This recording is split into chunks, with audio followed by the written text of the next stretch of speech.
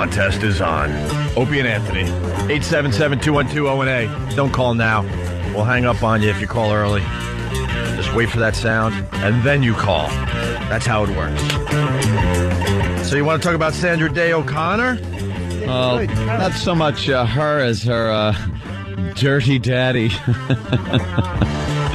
What a filthy man. Well, let's set it up with the fine news story that's coming out right about now. Oh, that was dramatic and it didn't work. Well, enjoy the music for another minute. Come on, everybody. You know this part.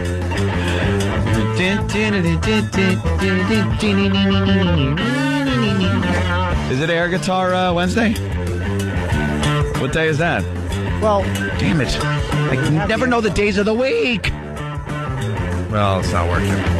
What happened was Sandra Day O'Connor in the Supreme Court. I don't know why I'm saying from the Supreme Court, like you might wonder which Sandra Day O'Connor I mean. No, the broad that works at 7-Eleven. Same name. Thank God E-Rock's over there. Thank the Lord. It'd be easier if you threw a Jesus pancake in the CD player. You get it, E-Rock? Yeah, the Jesus pancake worked. But he'd catch it like a walrus with a fish. Story. Whatever. What do we got, Jimmy? Her husband has struck up a romance with a fellow Alzheimer's patient after moving into an assisted living center. And they said she's actually happy and glad he's comfortable. Yeah. Which means, go ahead, Burden, do what you got to do. glad you're not wetting yourself on the sofa. Someone else can, take care of you. I don't have to visit so much. The retired justice isn't jealous about the relationship with the woman. Jealous. She said that it's dramatically changed the outlook of the son said that it's dramatically changed the outlook of his father towards being at the Huger Mercy Living Center. The focus of the broadcast report was Alzheimer's patients who forget their spouses. Oh, wait. So he's married, and the wife is still alive? Sandra Day O'Connor. Oh, I thought it was like her father or something. No, it's her husband. Oh, well, perhaps if the story would play, I would... He's in an assisted living center, and he's got a new relationship. Oh, that's hysterical. Now it's even funnier. And it's based on what? Alzheimer's patients forget their loved ones? Yeah, they said it's not unusual because that's pretty convenient. That's pretty convenient. My mother's in one of those places for that. Is she really? Every time I bring Bonnie in, I got to reintroduce her. Because she just... What a pain in the ass that's got to be. Your mom just wanted to forget she had a son. Everything else she's okay with.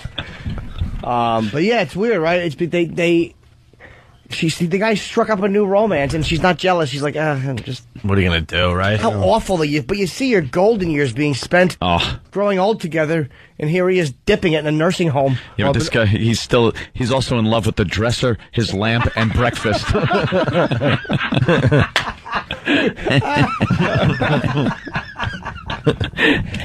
That's true. He had to be quarantined after a fist fight with 2 eggs. He's a fool. It's Gertrude, you idiot, not your wife. That's great. So she goes to visit him, and he's got a romance. I hope it's a sexually fueled romance. Oh, she comes.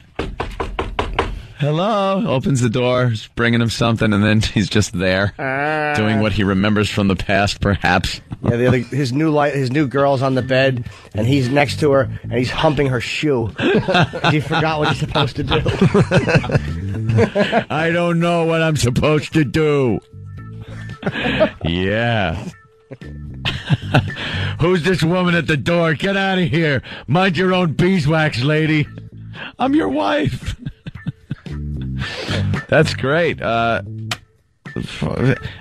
guess, how long ago did she put him in there? I think in 2005. That's why she wasn't that long ago. The Supreme Court. Yeah. Was to take care of him because he's been a problem for a while, I think. Who knew those places were like... He's been a nuisance for a while, right? Oh, how awful. That's gotta suck. Just put roller skates on the top of the stairs. Several romances at the center, and people with dementia need intimacy as much as anyone else. Dementia. That's what you want to hook up with. He's also in love with the dresser, the lamp, and his breakfast. He's a real player. Oh, he's a tiger, this one. He's had sex with every piece of furniture in this hallway. He's an animal. But just how that's got to be humiliating on a certain level, even though you know. I mean, I'm just thinking of my girlfriend, who's, we're certainly not that long term, and I'm just like, oh, how embarrassing that would be. You still got to go there on their birthday and bring them a balloon. Yeah. Meanwhile, they're putting their fingers under your nose. Guess who? Playing guess who. Didn't I just have sex with you? No, I'm your wife, your loving wife. That's trying to do the right thing for you. As you're banging everything in sight when I'm not here. You know he is. That disease is just something. Oh my God. Is there any sign that you can, like, does it build up? Is there like sign that you're it's the light getting switch. it? One day, all of a sudden, you remember nobody. No, you know what I'm saying? First sign is tiny hands. Right, and saying cuisine instead of cuisine. Tortillas instead of tortillas. Why, do you think you're starting? Yeah, I forget a lot of stuff. Yeah, but you're You've also never been 55 years old. What's that? Never been bright. Yeah, you're acting like you're Russell Crowe in fucking A Beautiful Mind. Oh no! You just dropped the F-bomb. Jimmy. Isn't that weird? Feeling a bit relaxed today, are you, Jimmy? I'm Ken Comfy. Yeah. I hope Put you in that home. I was Donald dumped. I don't know where I am. It's a fine line there, Jimmy. Sparking up a romance with E-Rock. Let's go to Nick in Westport, She's a Connecticut. pretty girl with a big neck. Nick, what's up, buddy? Hey. Not much, man. Yeah, I got a grandmother, and actually my grandfather just passed away, and she like has just got Alzheimer's and crazy, has no idea what's going on. Starts calling my father Ike, which is my grandfather's name. You go to the freaking Alzheimer's center, and she's just got clothes on, doesn't know when to take a shower. It's pretty crazy. Horrible. Okay, all you want him to do is go, okay, 36 right. What's the next two number? Yeah, please. I know. Where's the safe deposit box key? Right. Yeah, Give it to me. Smacking him. Ike, do you remember? Yeah. It's like one of those things. There's a case, I read about it in Reader's Digest, so I mean it's legit, of a guy, I forget what he had, but he was a pianist, he was like, I think a musician, he was like a really bright guy, and he married a woman, and he got some kind of like one of those crazy flus you get, or one of those, Oh boy. and he has a memory, I think, of 8 seconds. It's like a goldfish. He resets every 8 seconds, and she left for like 2 years. She stayed with him for years and tried to help him, and she left for years, and then came back, and he never realized she was gone. I wish we could get. Wow. I read that. Of stuff's course, real, huh? Oh, it's terrible. But if you can look for 8 seconds, if we can find that. Oh, wow. Is it terrible for the individual that has the Alzheimer's, you Probably think? not. It's all new to you. Wow, who are you? Probably, Yeah. I nice wonder, rack. you probably don't know any better. I think people with the beginning Alzheimer's is probably a little frustrating. bad, where you're like, oh boy, now I didn't remember that. But after you're deep in, cares. It sucks for the rest of the family. But Everyone's still alive to you. It's great. Hey, where's Dad? It's like, nah, it's years ago. But everyone is who you want them to be. Yeah. The big black orderly is just, it's Barbara, the first girl you slept with. You don't care. Right. Hi, Barbara. It's some guy that did 8 years on Rikers. Hey, you want to play the Bill clip? We could play that. We haven't played that in a real long time. This is going back a while. They Call My Name's Bill is a classic prank call that Anthony did to a Alzheimer's clinic, I believe, right? That's right. We had They Call My Name's Bill lost in the streets, and he called from a payphone to try to figure out how it turned into They Call My Name's Bill, just from that one missed line. Yeah. Just listen for the missed line in there. But now it's legendary. Names, it's now known as They Call My Name's Bill. Yeah. All right, here it is. Check this out. Alzheimer's Association, may I help you? Hello?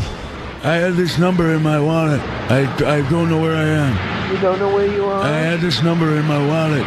You're lost? I don't know. I'm at a phone booth. Give me the phone number. It's not on here. There's no phone number on the phone? Let me look.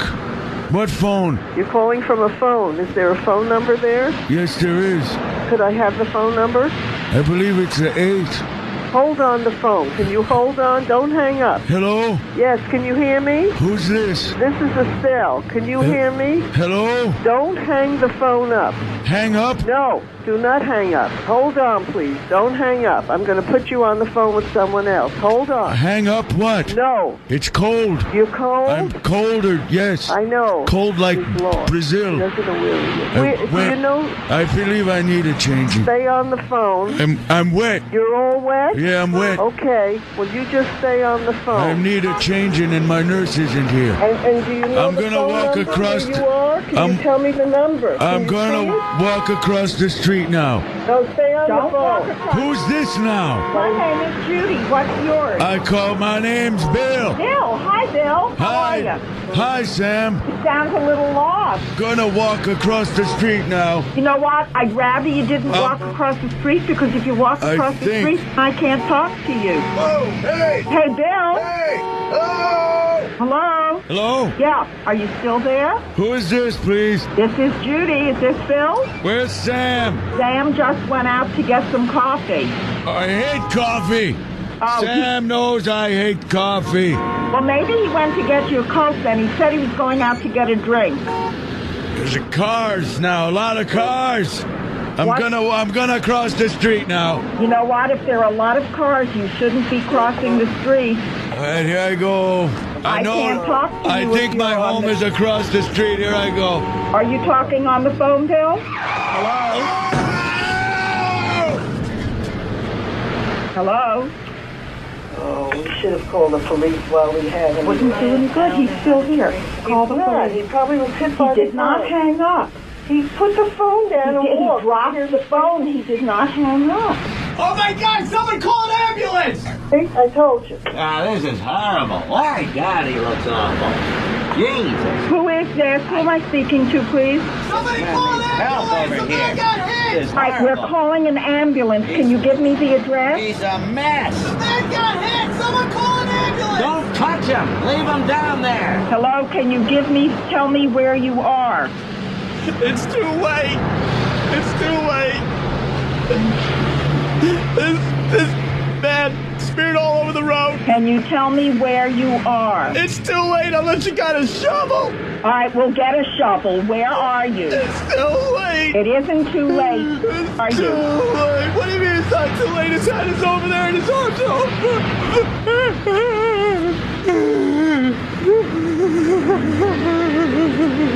Can't help you if you won't tell us where you are. You can't help anymore!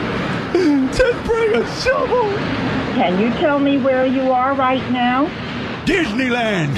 In Disneyland. Can you tell me where in Disneyland? Pirates of the Caribbean.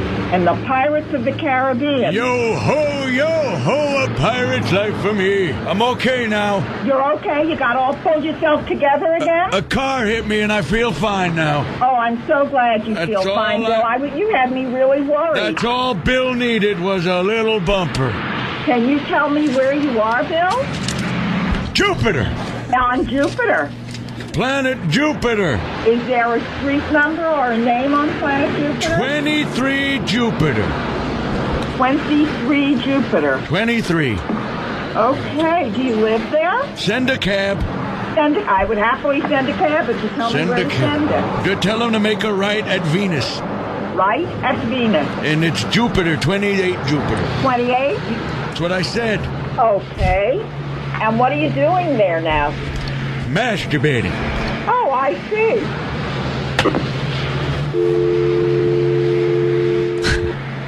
And we're back with the Opie and Anthony show. Oh, boy. It was By who? Huh? It was Mark Clean by Al Dukes. All right. The punchline after the punchline after a 5-minute bit might have been dumped out. Who knows? Oh my Jesus. God. Is it official? Is it dumped out? I don't know why they. That was. That'd be funny if there was a crazy guy just looking in the streets and I said Jupiter. Well, that bit played out for 5 minutes, and then the punchline was just. The punchline's got to be dumped. Yeah. Even though it was played in its original form for, I don't know, probably off and on for 10 years. And that context was pretty All right, well, what are you going to do? harmless. Yeah. What are you going to do? It's Opie and Anthony. Rich Voss in the studio. I was, I told you about this. We were driving to Delaware, Yeah. and a commercial came on, and it said something like, and then he broke in, he molested her, killed her, and he worked for a major, appliance place. And then they cut in and go, well, when we put in our heaters, we do background checks. What they were doing was trying to sell their heaters, but I can't explain it. I know what you're saying. The company they were selling heaters. Yeah, did you hear? And as part of the ad, they were using a guy from another company who had raped and killed a girl. Did you hear this? No, but I'm 39, so I know how to piece a story together. Yeah, we heard enough where we could help you out is what Jimmy's getting at. And they found a way to use a rapist murderer from another company in their own ad. Yeah. Like, we won't rape and kill you. We do background checks. That is pretty smart, actually. All right.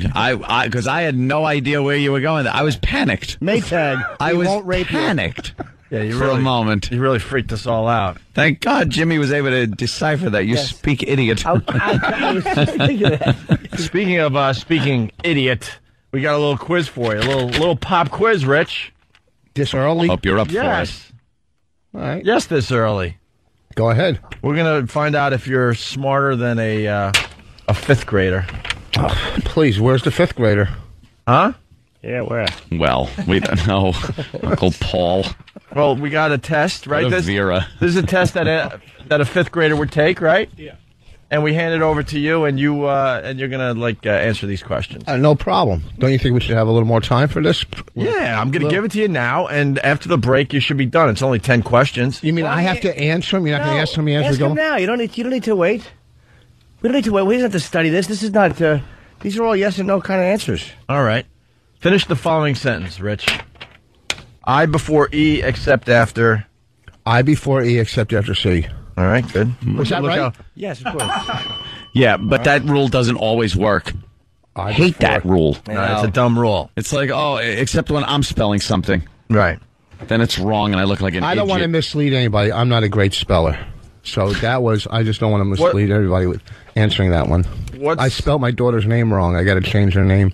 Oh, I saw Rich Voss's daughter backstage. He was part of Dennis Leary and Friends last week. And by the way, Rich was awesome on that stage. Once again, you were great. Had a great set. But then went backstage and saw your baby girl and said congratulations to Bonnie. And she's beautiful, by the way. Your baby girl's beautiful. Thank you. And then I found out that he effed up her name. What's her name? Well, see, here's what happened. I was looking up biblical names. Why? And You're not religious. I know, but it's just You're good. not a man of God. How is Ezekiel doing? So God, he called her. So I saw. Well, the first name I saw was Basha, and nobody liked Basha. Basha. How can they? Isn't Basha, you don't like that? Well, we didn't. I didn't name her.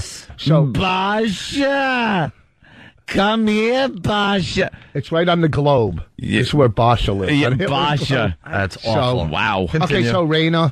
So I saw Raina. And that's Raina's pure. not bad, okay. Raina. Thank you. So it was Reyna. It meant pure and clean, biblical pure and clean. Yiddish name. So like 3 weeks later, we had the baby, and they asked to spell the name, and I just go Rayna. So now I have a Spanish queen instead of You won't be the first Spanish queen you've had. So wait, how are you supposed to spell it? R-A... Well, I spell it Rayna, but I gotta go change it to Reyna at some point. Yeah, well, why don't you go do that soon? No big deal. Let's go to Jay in D.C. Jay, what's up? Yo, and hey, what's up, boys? Hey, buddy. Hey, I'm a little confused. How is it that if there's no rules against what some of the things you guys say, that they dump out of what you say? I don't get it. What do you mean? We don't either. You guys say funny things, and there's no SEC rule against what you're saying that you're being dumped out on. And, I mean, can't you guys do anything to Well, I'll say this. The one they just dumped is an FCC concern. Yeah, I understand that. And I have Don't scream at me, sir. I'm trying to converse with you. Sorry. You're humiliating me. Yeah, well, there lies the problem that we're trying to figure out ourselves there, Jay. So I don't have frustrating. I don't have an answer for you. It used to be you just had to worry about FCC regulations, but it's much more complicated than that these days. There you go. All right, boys, keep it up. All right. Opie didn't mention I closed the show last week at the Beacon. All right, go ahead. Question number 2. What direction do you have to travel to go from St. Louis to Kansas City? I don't know that one either. This is a test that a 5th grader would take. From St. Louis to Kansas City, you'd have to go east. All right, very good. That's one wrong. Well, it depends. If you're going around the world, you'd go east. That's a long way. What is the symbol between the parentheses called? It's the symbol that looks like the Procter and Gamble. Yeah, it means Or AT&T. It's it looks like General Mills. It's a General Mills symbol. I'm sorry, yes. Yeah, it's that thing in the AT&T logo. Yeah, just a name for that. Yes, That the thing. Basha. Yeah, what is it? What is it called? Well, let's go with 2 wrong. I haven't. He just let the pitch go by. Called strike on himself.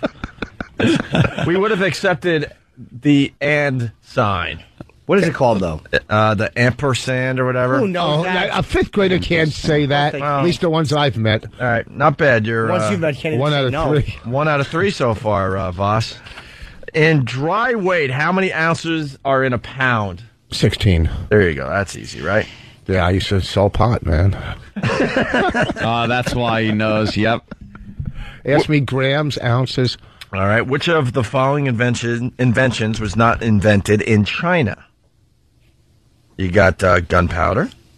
You got cultured pearls. You got kites. And you got paper. One of those was not invented in China. Oh. Gunpowder, cultured pearls, kites, paper.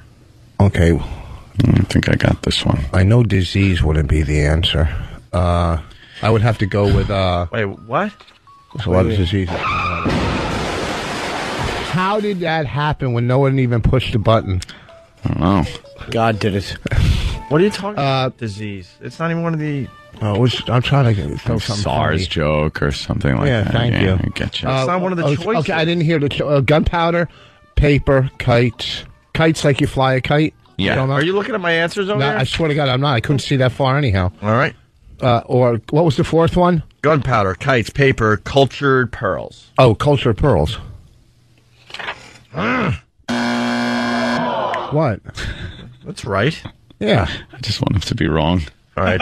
We'll take the second half of the quiz after. I would have said paper. You know, and here's another thing, too. You could ask me any of these questions this weekend at the brokerage, and I guarantee in Long Island I won't get any of them wrong. You really want these people to ask these questions? At the brokerage? No. Are you crazy? No. Do you understand what our fans are capable of doing? So answering as poorly as he did. So I'm 2 out of... What am I, 2 and 2? You have 3 right out of 5.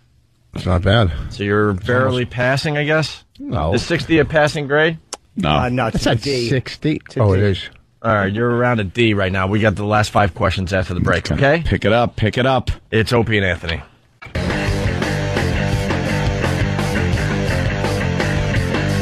It's Opie, it's Anthony, it's Jim Norton, it's Rich Voss in studio. And we got a $1,000 winner on the line. It's Claudette. Hello, Claudette. How are you? Hi, how are you? Congratulations, you won that $1,000. Thank you. What are you going to do with the money? I'm not sure yet. The holidays are coming up, so I'll probably spend it all. All right, good luck to you. Thank you so much. As far as spending the money, I guess, I don't know. Doesn't sound like a listener. Huh? Shouldn't sound like a listener. Female. Claudette, are you a listener of the show? Yeah, I listen in the morning. Yeah. What do you like about the show? I don't know. You guys are funny. Okay. Claudette, you think I just started doing this yesterday? He may have been born at night, but he wasn't born last night. What do you like about the show? Good one, Jimmy. I like you guys, and I laugh at you guys. I get a good laugh out of it. Okay, what's the kind of a bit or something we've done that you like? Yeah, name one thing we've done on the Opie and Anthony show. One thing you've done on the Opie and Anthony show. I liked it the other day when you came up with the new idea where you started talking like that other guy. All right, a hardcore. You're not even a good liar. No, I listen. I do. All right, so if you listen to the show, just name one lousy thing we've done since, let's say, just moving back to New York. That gives you 10 years of material to figure out. Almost 10 years. What do you got? I don't know. You guys put stupid people on the show. Like me. That's the one thing you could come up with after Wow. 10 years of doing this in New York City. I don't know. I'm nervous being on the radio. Yeah. All right. Claudette, I would respect you if you say, look, I just started listening because of this contest, and you guys are kind of funny, and maybe I'll continue listening after the contest is over. All right. All right, Claudette. Congratulations on the $1,000, all right? Thank you. Everything's funny to her. Yeah, absolutely. By the way, I've never wanted to punch someone more than you. Are you talking to me? Yes. What did I do? You don't even have to say. You're driving me nuts. Am I breathing into the thing? Are you Oh, my breathing? God. All right. I am going to punch you All right, and relax. break that nose and back into shape so maybe we don't hear. Well, here's I can't even do it. Okay, It's first. so hard. You're going to blow it. Don't do that. It's going to come out. Just blow a snot rocket. Oh, God. Okay, how do you breathe? Oh my God, I want All to right, punch I you could- so bad. It won't Please hap- let me punch you in the face. Please. Don't sue me. I need a punch. Oh, there it is. There it is. You got to be on top of the mic. Here it is. Watch. It won't happen again. You know what it was? You sound like a bull. You know what it was? It was because of the Nicorette gum in my mouth. I was trying to breathe through my nose. No, it happens every time you're here, and you No. don't realize you do it. So I'll back up a little. It's not like I'm on the mic every day. I mean, radio mic every day like you guys. We're broadcasting from a wind tunnel. All right, you want to punch me? Oh God, please. No. I won't do too much damage. I promise. I won't take out your nose or your jaw. Bust your snot lager. You brag about your abs. Let me punch you as hard as I can. Oh, why would I? What am I, crazy? That's how Houdini died. Yeah, man. Don't do that. Houdini was actually killed in a bus accident. Shut up. He said that so, as a matter of factly, Yeah. like it was true. All right, listen. I'm very sure. Can I say this? Let's just say I did things last night when I was alone, and it hurts. Oh no! You mean right there where your hand is? Yeah, ow. Ow. Chafing. Ow. Why did you You did what they dumped out of There you go. during that long bit How long does with it no take you? payoff. How long Thank does you. it take you? How long does it take you to do that? It can be hours, or it can be. It depends on what I'm doing and what's the mental angle. So Really? Mental angle. why a problem today? Because of the amount of time? No, just because I don't know. It's just sore. Just sore. When you're done, do you go right to the computer and erase all your history? So Oh, reset on my Safari. I have a Mac. Why don't you just say, Rich, when I'm done, I go to my history and erase everything. Like it's like, when you're done, do you do this? Why you afraid? I'm not afraid gay sites are going to pop up when my wife goes to use the computer. I think Jimmy's a rookie. Are you kidding me? Of course I do. Reset, empty cache. Empty cache. Jimmy throws his empty history, empty recent documents. Oh yeah, believe it. Empty recent files. There's nothing worse than when you're with somebody and you forget that when you go to open like a video, it will like list the other videos that you've opened. And boy, you have some quick erasing to do when she's over your shoulder. Right now, let me just close this for a second. no, because I'm auditioning for a movie and I'm trying to get the role down. That's what you're telling. What's the movie called? Tranny Follies? I'm a big black man. Jimmy basically throws computers away once a week at this point. When I lived with this girl. Just to be safe. Just to be safe. We bought a box of toys. You know, when I would live with this girl, Yeah. And when she moved out, they were still there, and I'm looking at it. And I go, I got to throw these out because if I have a heart attack and my family cleans out the house, they're gonna really think I'm gay. You know what I mean? Yeah. They see that, fluorescent, Marital aids. Yeah. Around the house. All right, we got a lot of people listening for Tomorrow's Sound. So we introduced a lot of people to the sounds of Steve. Yes. The sounds of Steve. Steve losing his mind. What? This is our own Steve. I didn't realize. He sounds like a cat. Yeah, so we want to use one of these for the sound of the day tomorrow. Which one you want? This one? What? This one? This one? Or finally? I didn't realize. It has to be. It has to be the worst one, which is that one. That is. All right. It's beyond anything I can even wrap my mind around. This sound will be posted later on ondaradio.com. But basically, if you're listening now, you don't need to go there for the sound, I guess. But maybe you missed one during the contest. And that's where you could go to find other sounds. Okay, so we'll play this between 7 and 7:30 tomorrow. I didn't realize.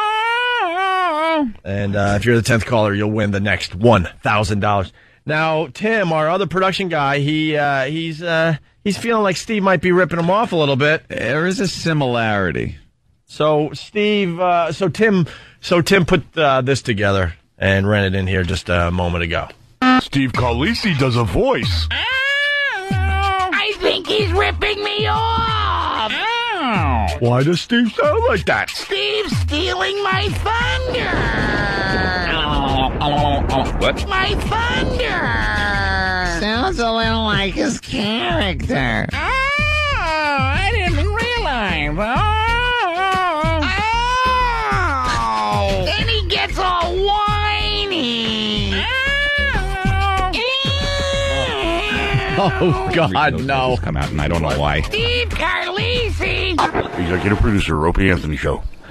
They should both be burned alive. It's just, it's horrid to listen to that. I love it. Just set on fire, like with a match, like with like a little match that you have to hold under them so it catches. Terrible. I actually love it. Although it's not as good as the Coke Logic thing. Coke Logic took Steve's sound and put this quickie together.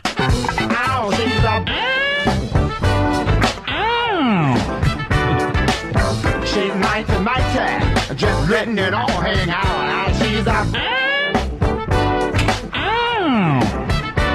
I like lady stack, that's a fact. Ain't holding nothing back. She's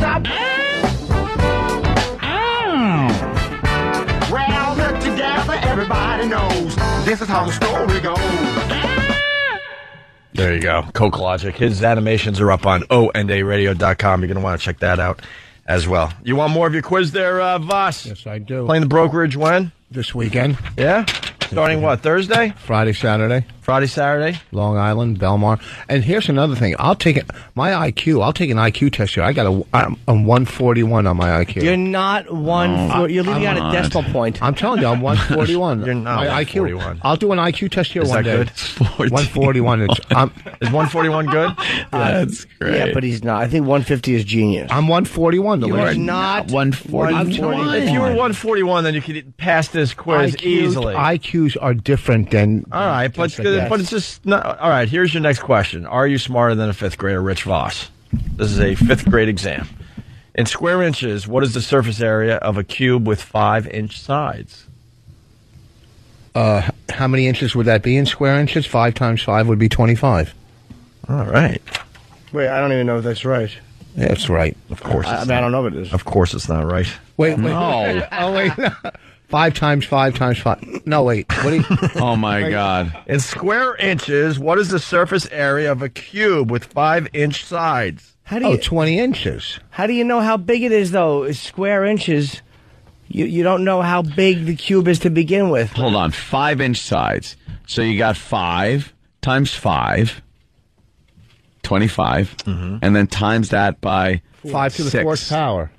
Oh. No, man, it's right. By 6. Yeah. I thought it was like 5 saying it had 5 sides. I thought it's you a were cube. saying how many square inches in a 5 by 5 inch. Well, that's wonderful. Yeah, it pretty much is how many square inches of surface area on a 5...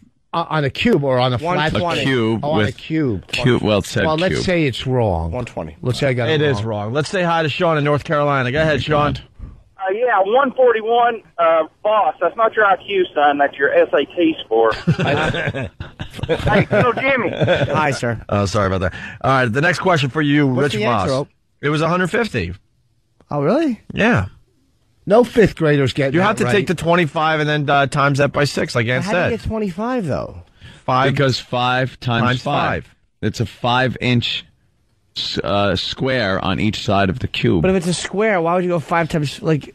But because it's 5 inches across and 5 inches down. Oh, I'm okay. 5 times 5. I was doing 5 times 4 is what 20. fifth grader? A fifth grader goes to like As I do this with my hand for a some men's reason. school or something. Gets that right? Yeah, I guess, Rich. You're right. What event took the world to the brink of World War III in 1962?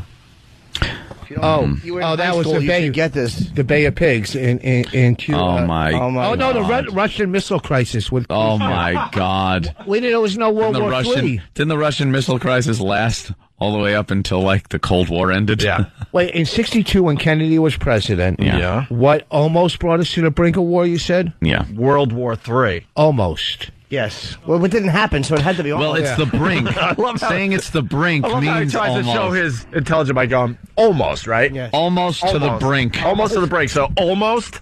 Brink, isn't that where you skate? That's what you do with your eyes. Steve from Bayshore is writing Voss times dumb times ass. It's making a little formula. Yeah. In 1962, what almost brought us to World War III? It had to be the Bay of Pigs in Cuba when. No, it's not the Bay of Pigs. Just rifle through a Billy Joel song. I was born. Okay, wait, no. Bernie Getz, age crack, homeless vets. No. 5 years old.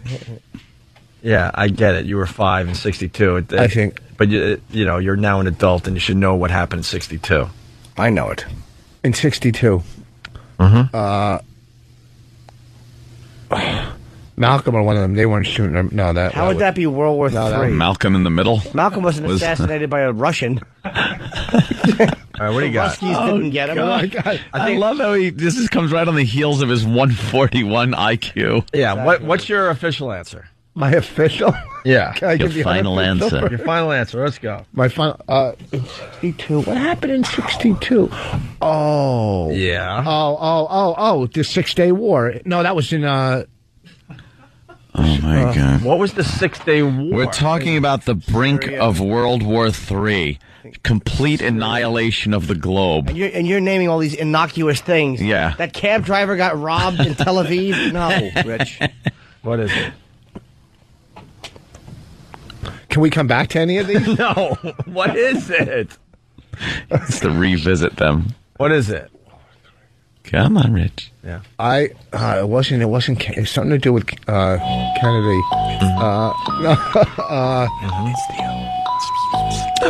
I don't want. Come on. Martin Luther King Jr. Yep. That's what he's hearing in his head. Come on. Come on. You can do it. You can do it, Rich. Uh-oh. Here comes the gong. And when I hear it, I'm going to go. We'll need an answer. Oh, that's what's going to happen. All right, well, It was the Cuban Missile Crisis with Kennedy. Oh. Did you say that? I said that was the first thing I said. No, was it? That was the first. Was it? First one you said was Bay of Pigs. You said Bay of Pigs. Then you said Cuban Missile. You said the Russian. No, I said you go play the tape. Pigs was not the Cuban Missile Crisis. Different things, Rich. Bay of Pigs was going to invade to get Castro out. Yeah. Well, I said the Cuban Missile. Play the tape back. You said the Russian missile. No, crisis. I said. I will You bet said the $200. Russian Missile Crisis. $200. I'll bet more than that because I know I heard it. I'm just being nice. Russian Missile Crisis. But I am almost, You got singles in there. Why are you he looking? said for it the wrong money? because he's an adult. But I think I have to give that one to Voss. He knew what it was. He's just not an We're articulate playing man. we're playing by the rules of Wheel of Fortune. I'm not betting. I got $100, right? Oh, yeah, you can't gamble. It's not gambling. It's a bet. How about if I'm right, I get to punch you? No, that's And gambling. if you're wrong, I get to. Yeah. All right, What's well, that? do we give it to him? I guess we have He to. just said it wrong. He's not an articulate man. All right, we'll give it to you. But your first answer was Bay Wow. of Pigs. Your second answer was Russian Missile Crisis. It is the Cuban Missile Crisis. I have a non-vote in this. Well, here's what I say. Forget that question. Dissent. Find another question. All right, here we only got 3 questions left to see if you could pass a 5th grade test. What is the verb of the following sentence? The goat ran into the barn. Boom. The Bjorn. The goat ran. Is that your final answer? Yeah, ran. All right, very good. Spell the opposite of vertical. Horizontal. I got to spell it. Yes, you got to spell it. Oh, where are these questions? Yeah, I don't know where these questions. I only have 10. I only had up to 10. We jazzed it up because some of those questions were kind of like... Yeah, they were lame. I'm sorry, we got a revised quiz. Wait, hold on. Horizontal. Okay. Horizontal. HORIZONTAL. Nope.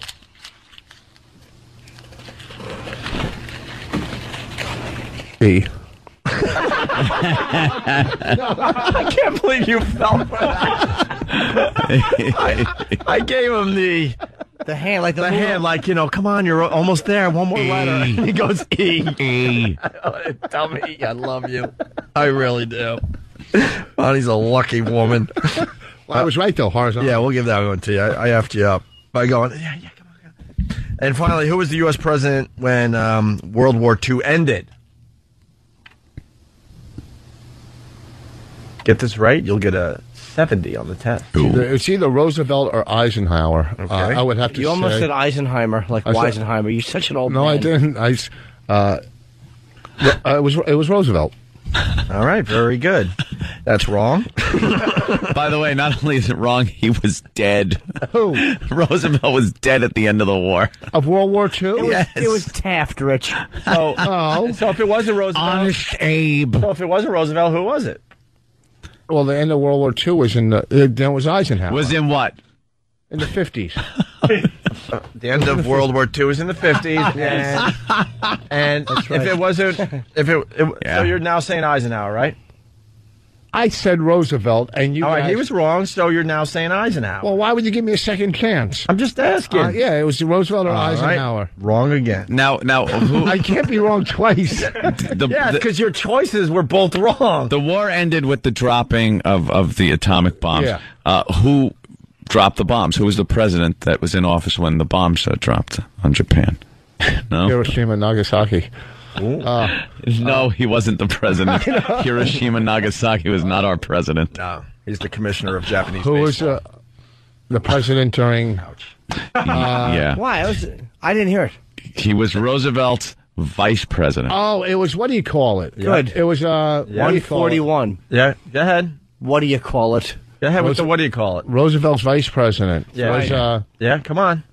I know you got this one. Our Bud It Dwyer wasn't had Spiro more Agnew. brains after the suicide. what's that? Nothing. Go ahead.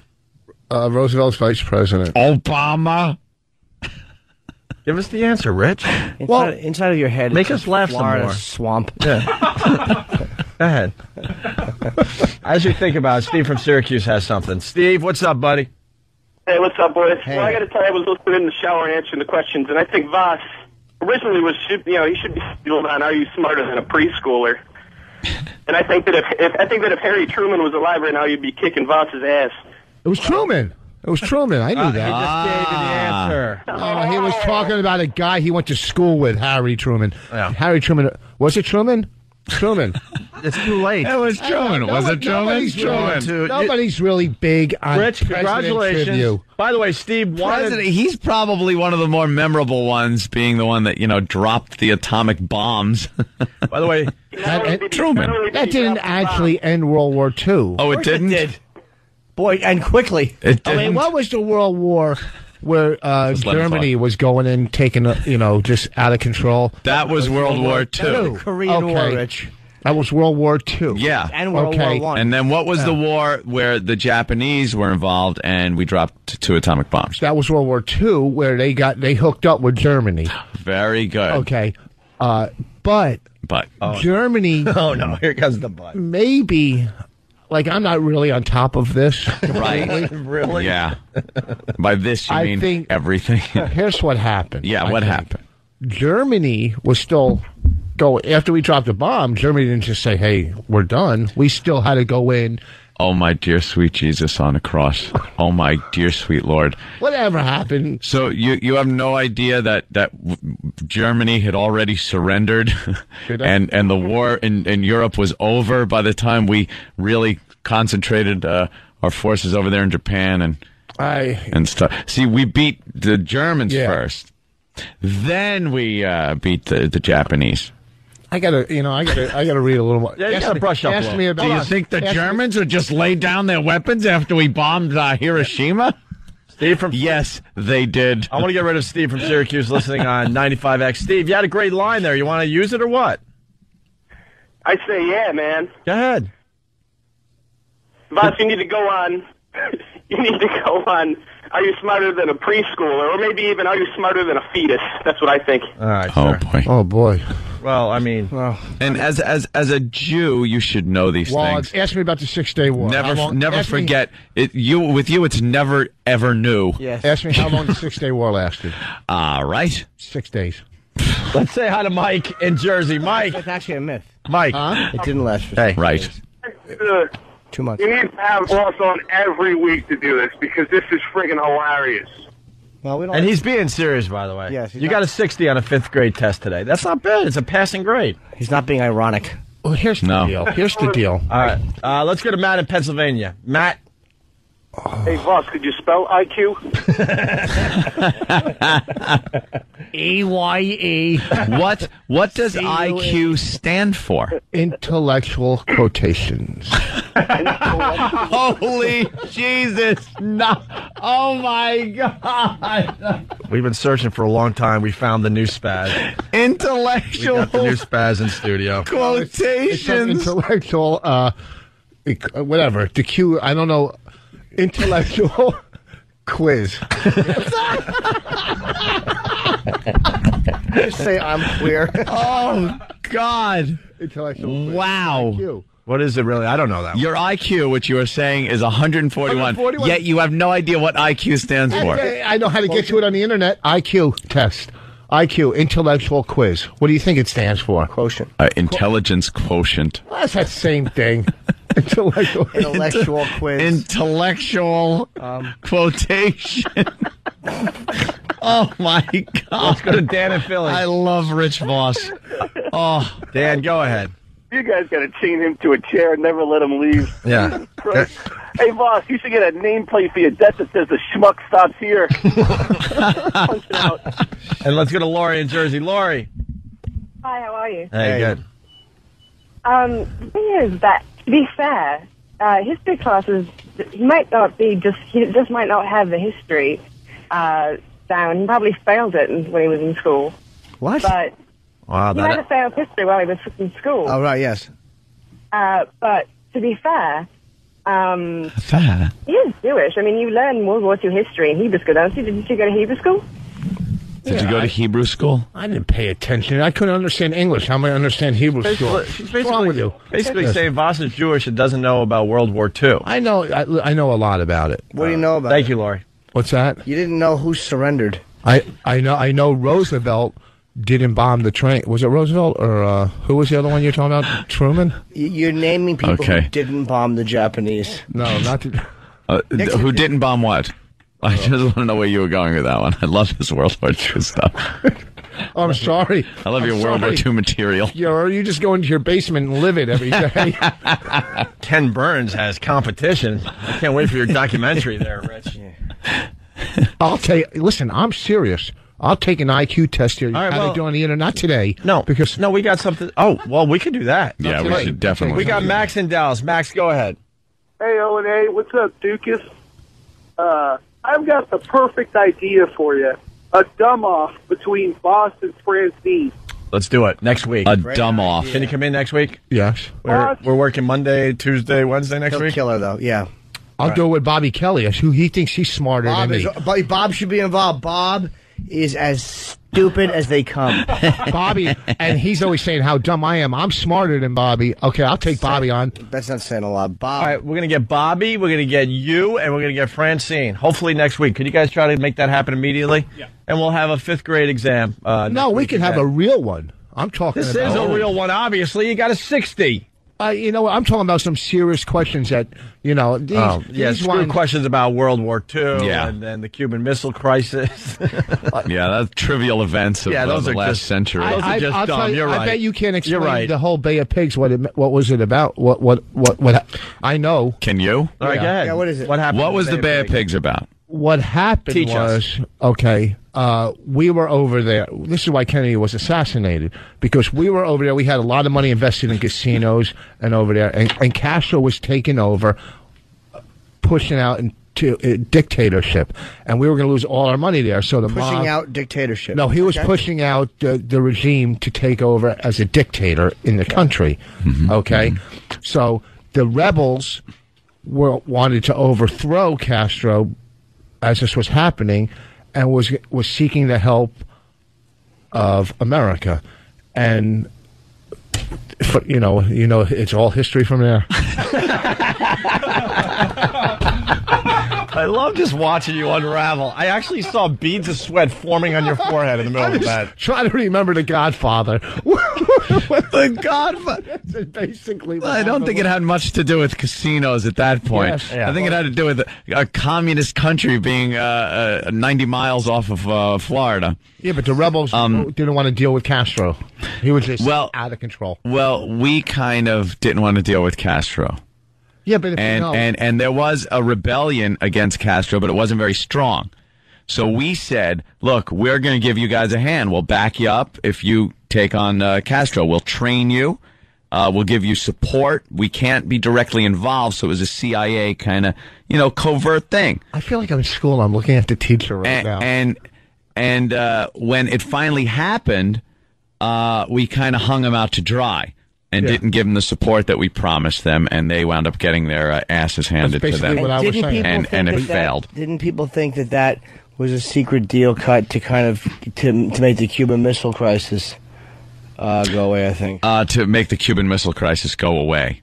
Yeah, because during the Cuban Missile Crisis, they were pointing. Yeah, there's speculation that all that's tied together. They were pointing at us. They were pointing at us. The missiles. All right, let's go to Tim in Pennsylvania. Tim, what's up? I just love in history. You should have Coke Logic do an animation with Rich Voss with a World War II map behind him trying to explain all this. Yeah. Hilarious. I think Coke that'd Logic, be great. Coke Logic will come up with something. Mark in New York, what's up? That's the best bit. Bravo, fellas. That's the best bit I've heard in weeks and weeks and weeks. We're not even trying. It's just the basic crap. Fred in New York, what's up? Yes, his boss smarter than a crack baby.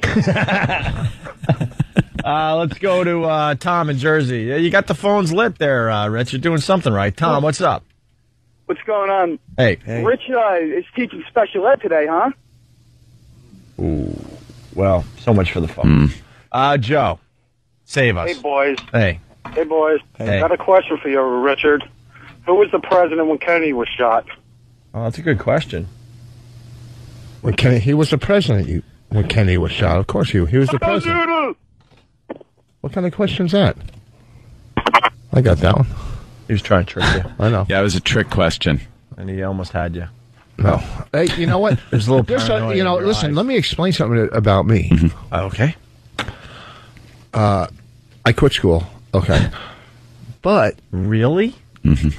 I have 141 IQ. I know, like... Never believe that. I will never believe that. I used to run a business. Like, you know what? Let me explain something. Dealing drugs is not a business. I used to have... Can we take an IQ test after the break? How long does it take? How long does it take? It does take a while, and he'd have to be sequestered somewhere. Can we put him in the glass booth? No, I'll do that. Next week we'll do the... Dude, I will put... I know you're not a gambler, but I will just leave $1,000, like, sitting over here. If you score more than a 3. And if you score 3, and if you get within 10 points of 141, you could just steal my money. It's not gambling. I'll just leave it here. It's just laying around. I understand you're in recovery, but so it's not a bet. But I will good. just leave $1,000 out, and I'll just leave it. I'll leave and go. Oh man, I forgot my money. No, first of all, here's how you do it. Leave GH's money alone. I don't want your money. What I want is you just to say vindication is what you want. Because when I was 21 years old, 20 before I went to the mental institution, when I was 20, around that area, yeah, I used to run. I had 7 guys working for me. Like there's certain things I'm smart at. You know what I mean? Like I used to run a business. I had 7 employees when I was 20 years old. Back then, paying them like $8 an hour. I had contracts all over town, painting houses and remodeling them and stuff. Okay, and whenever I filled out a contract or picked up the money, no one ever asked me, okay, so you're going to paint the peaks, you're going to put shingles on, and never threw in a World War II question. Smart. You're street smart. I get it. Not street smart business. I know. You know how to get more drugs from a drug dealer by dressing sexy. I get it. You're street smart. Okay. Lingy. All right, we got to take a break. Brokerage this weekend. Yes, Friday and Saturday. Rich will be at the Brokerage Comedy Club in Belmore, New York. Okay, I'll be at the Providence Comedy Connection this Friday, Saturday in Rhode Island. Okay. So if you're in Providence, come on down, have some laughs. And speaking of comedians, we got Jim Jefferies in the green room. I saw him at the Dennis Leary and Friends thing last week as part of the New York Comedy Festival. Man, the first time I saw him live, the guy's hilarious. Did he get punched? Well, we'll ask him. I don't know. We'll ask him. Is he the guy that got punched? I don't know. I worked with him in England a couple weeks ago. He is really funny. Really, man. like, he was the one comic that sat with me and told, like, when I was in England taping that TV show a couple weeks ago, he was like, he was so nice. Like, you know. Speaking of World War II, who would think that, an enemy from World War II, and you would be able to go there and play in England now, and there wouldn't be a problem? What am I supposed to say? What am I supposed to say? By the way, Tony and Reno are saying that Voss's IQ is leaking out of love him. Leaking out of his ear there. You know what you are? You're a rock with teeth. You just... All right, Jim Jefferies joins the program next. Fool. It's Opie and Anthony. Yeah, rolling right along. We got to go right back to the phones, though. It's Opie and Anthony. Brandy in Boston checking in, listening on BCN. What's up, Brandy? I don't know if Voss knows that his 141 IQ would have gotten him into Mensa 11 points ago. I thought it was 150. Is it 130? 130 to be in Mensa? 130, because 130 is borderline genius. Listen to me. You got 141, Rich. You're supposed to be in Mensa with all this knowledge and sports you got. There is so no way in hell you are even close to 130. I put you at just above profoundly retarded. Listen. We're laughing at you, stupid. What I'm thinking, now, it could be a mistake. It could be 121, but I'm pretty sure it was 141. 121? I'm not even putting 121. I'm easily. 100 is like average. No, I guess a little over 100. I'm putting you there, if not a little below, and I'm being kind, if not a little below. You know that weird bet? It's not a bet because you're in recovery. That $1,000 I'm leaving there. Yeah. When we do this next week, that you could just take and it has nothing to do with the bet. Well, next week it's down to 120. You go past 120, you get that. If you get within 100 points, you get that money. Or we'll plug. How about this? How about we'll talk to Rich Voss's sensibility here? You get over 120 on an IQ test. We will plug the next 10 gigs you have hard on the Opie and Anthony show. Yeah, to the point where the audience will be just annoyed. That's not a bet. No, okay. All right. But next week isn't the IQ. Next week is the Smart Off with me and Bobby. Well, let's go to... And Francine. Francine. Let's go to Dr. Jill in New York. Smart Off. Dr. Jill, you might remember from the Opie and Anthony show, she actually checked out Bob Kelly's prostate in that bathroom. No, that's not... No, I didn't. Oh. It's not fessing up to that. How many Dr. Jills do we have listening to the show? Wasn't her name Dr. Jill? I'm stupid. All right, Dr. Jill, what do you got? I'm a psychologist, and I would be willing to give Rich Voss an IQ test. Do you now? From what you can hear, does he sound like a 141 candidate? Absolutely not. Absolutely not. First of all, you're a psychologist. You had to add that nod. I was with you. I'm like, wow. You're a step above a counselor, and you're below a psychiatrist. Another thing. I have a PhD. Oh, you know what? Nobody got cares. a PhD. What you got, Rich? Please, I could read 2 Bradshaw books and save 3 years of going to you. All right? What? A couple of Bradshaw. Yeah, John please. Bradshaw. And here, I'm a psychologist. Please, you got more problems. You're probably like laying in the fetal position crying after your last patient. Another thing, okay? Another thing. In other words, forget what I just said. Okay. Forget the bomb that just passed. It wasn't a bomb. The Bradshaw line was a great line. Wait, it wasn't a bomb, really? The Bradshaw. Hold on. Let's slow down a minute. It wasn't a bomb, right? Let's go to the tape and see if it was a bomb or not. Dustin snap is there. The snap. The ball is down. The kick is on its way. It's good. It's good. It's good. No, wait a minute. He said no good. No good. We missed it. I'm sorry. We missed it. Yeah. It looked like it was going so well. She wants See, we to went give to the the IQ tape. test. The instant replay is saying, yeah, it was no good. What do you say from your experience? What does he sound like? What number would you guess?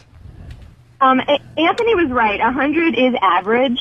I'm going to say that Rich Voss is probably somewhere between 90 and 110, which is the average range. Okay. But you know what? You never know on this test. You never know. See, the psychology. You never know because you're not going to paint yourself. Where are we going to get the official IQ test from? Online. From Dr. Jill or online? Yeah, not online. You can't get them online. They're not real They're tests. so bad online. Yeah, she's got an actual test, Rich. She does this for a living. I can administer an IQ test. I can't do it actually on air because the test is confidential. But I would be more than happy to have Rich come to my office in Westchester. No. Wait, hold on. Why is it confidential if anyone can administer it? It's a stupid IQ test. It's not anyone can administer it. You have to have a PhD in psychology. No, you don't. Yeah, we got to do it on the air. That's the beauty of this Rich Voss stupidity thing. I can speak about the results afterwards. Okay, as a psychologist, what do you look like? Hold on, line. What do you look? Hold on, line, because we got to move on. But we'll see. We'll get you an IQ test. How long does it take, Toots? Yeah, I put her back in home. But he just took her PhD, everything she's worked for, and just shoved it in a bag of toots. Yeah, hey, how long does it take, honey? Quick. Next week we'll do you, Robert Kelly, and Francine in a what are we calling it? Dumb off. A dumb off. Okay. All right. Hey, in studio, we got Jim Jefferies, a very funny comedian. Hello. Saw him at the Dennis Leary and Friends thing last week here in New York, and you just killed. The audience loved you, Jim. I was all right. It wasn't too bad. First gig in New York, 2,500 people. How hard's this country, eh? People say it's hard to break. Piece of piss. Yeah. Not for Aussies, though. Not for Aussies? No, Aussies got it knocked in this country. No? Yeah. I heard we do all right. They Paul do. Paul Hogan Believe still me, must be on top somewhere. First of all, girls love the accent, which is one of those girls things, do dig the accent. I got picked up. I'll tell you a story. I was in LA doing an audition. Right, this is where I walk out of the audition, and this girl comes up to me, and I saw her in the audition. I said, "What's the address of where we are? Because I need to get a taxi." Right, and she goes, "I'll give you a lift." Right, because she liked the accent. Right, so I get in the car. She's sitting in the car, and she looks out the window, and she meets me, and she goes, "What's your full name?" And I go, "Jim Jefferies," and she goes, "Wait there," and she calls her mum up. And she goes, "Mum, hi, it's Carla. I just met a nice boy in the audition, but in case I get raped or murdered, his name's Jim Jefferies," right? Right? So I get in the car afterwards. I didn't ask for the lift. She offered me this lift, right? I get in the car, sit there for 5 minutes and turn to her and go, "You've just made this rape really awkward." Right? And she starts freaking out and stops the car on the side of the road. And I go, look, I'm not a rapist. And I go, but I'm really concerned that you're more concerned about solving this crime than actually preventing it. That was my first experience with an American girl. So that was all right. I'd been in the country for like a day. That's funny. That really is funny. And Jim Jefferies, I didn't know when I saw you that you were the comedian that got punched on YouTube. I just knew it was like, hey, some comedian got punched on YouTube. I got to check it out. Yeah, but it was you. It was at Manchester Comedy Store. It was interesting. The guy never heckled me or nothing. There was a woman that kept on heckling me off to the right hand side. It was my own show, right? This woman keeps on heckling me off to the right hand side of the stage. I put it down a few times, and then I said, "I'm going to leave you alone now, like your dad did." And then I went, "It's a shame your grandfather never did." Right? Funny, right? And then this guy on the other side of the room had some issues with his grandfather that he never had resolved. And he waited till he finished his drink, then he just ran up and kept on punching me in the head, just like 7 or 8 times until audience members came and protected me. Was he a big guy? I had a bruise on my head. Yeah, I had a black eye. I went back to the dressing room, my support act sitting there, and he goes, "How did it go?" I'm like, "Not good, man." Like, No. better Did you punch him back? That's why I didn't know I was in a fight. He never heckled me. He just kept on coming up and hit me. I was professional, though. I didn't drop the microphone. I held onto the microphone for 6 punches. I'm confused, though. Between punches, did you call and say, "If I die"? I'm confused by something you said. You said 7 or 8 punches before the audience helped you out. How bad was your set that night? No, it was that the audience waited for 7 or 8 punches and went, I think we should. He deserves like 3. Yeah. It was a high stage. It was hard to get up. Oh, okay. There You was might want to one explain guy- because it makes it sound like maybe the set wasn't that good, and they were like digging this thing. No, it wasn't. It wasn't a great set. Yeah, there it is. And the last thing I say before I get hit is I go, "Oh, hang on, mate." I was quite shocked. Yeah. Hang on. The thing is, Paulie Shaw faked it about like 6 months earlier, and when this happened, everyone started writing me letters from America saying it was Paulie Shaw's bit. This guy's doing it for publicity. He's nicked this bit. He's nicked it. Whatever. This actually happened to me. And may I say, for the record, no one's ever stolen a joke off Paulie Shaw ever. Right? Yeah, you don't want to be known for stealing anything from Paulie Shaw. That YouTube is tough, though. Only giving you 4 out of 5 stars. That's a 5-star video right there. Yeah, it's called Jim Jefferies Punched. If you want to search it out on YouTube, and we'll put it up. Are we allowed to put it up on one of our websites? Yeah, put it up. You finished your set, didn't you? I went back on stage and finished the show off. I just thought, why not? I think we got audio of the actual incident. Yeah, I'm not sure how. There's not too much. How it's going to translate, but let's see how this goes. Back's pushing it inwards. Or when you, hang on.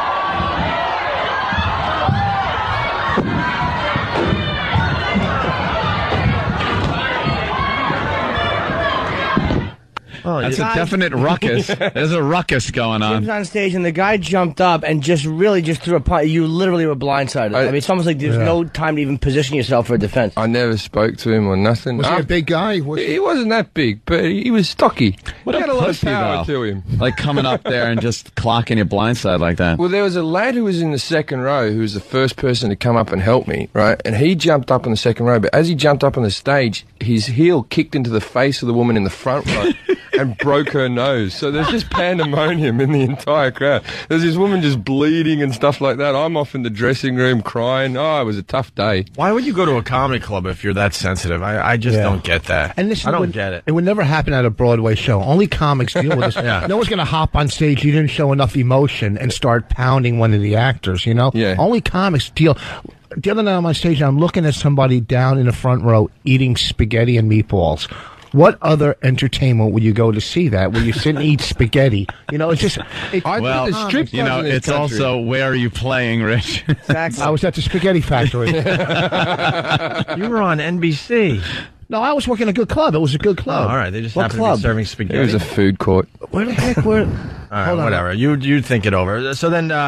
everything calmed down, and then Jim Jefferies came back on stage. I appreciate you welcoming me back. I'm not going to be doing much more material. There's going to be a bit of swearing here. It's beeped out. Yeah, we got it cleaned up for this side. I appreciate you welcoming me back. I'm not going to be doing much more material. I'm spun out by that completely. I got a thing on the side of my head. No, what many of you don't know is that I employ that bloke for when gigs are going badly.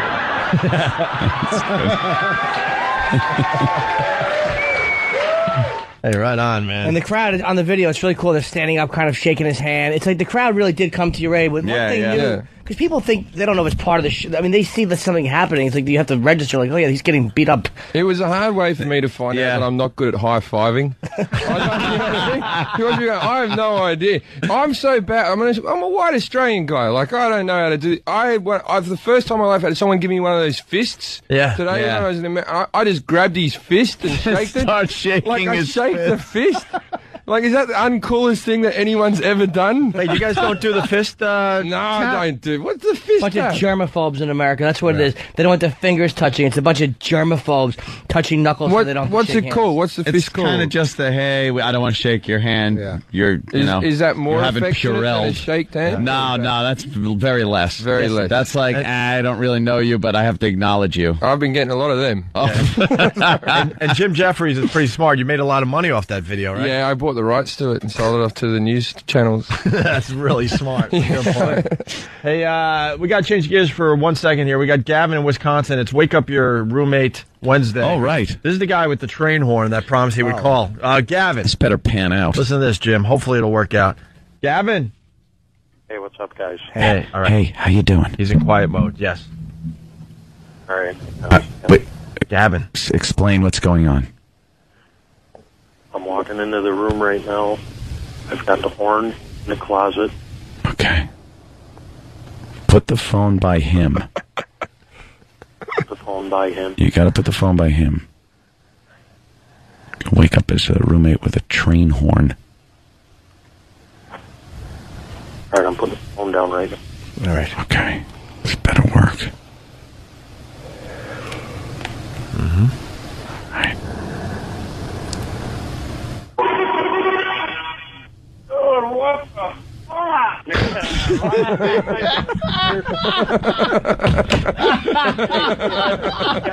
And Anthony, you gotta be fucking kidding. Hold on there, fella. Oh, man. All right. That was funny. God, that sounded like it must have been loud in there. Wow. Oh, dude, my freaking ear. Hey, good morning there, sir. Morning. Morning, guys. Oh, that's a good one. Yeah, we That got was a good one. Can we get that tape cleaned up immediately? Because they had to Yeah. dump out. This guy would curse like a few times there. All right, there you go. It's Wake Up Your Roommate Wednesday. That was a train horn. You got a horn from a locomotive in the guy's closet. Yeah.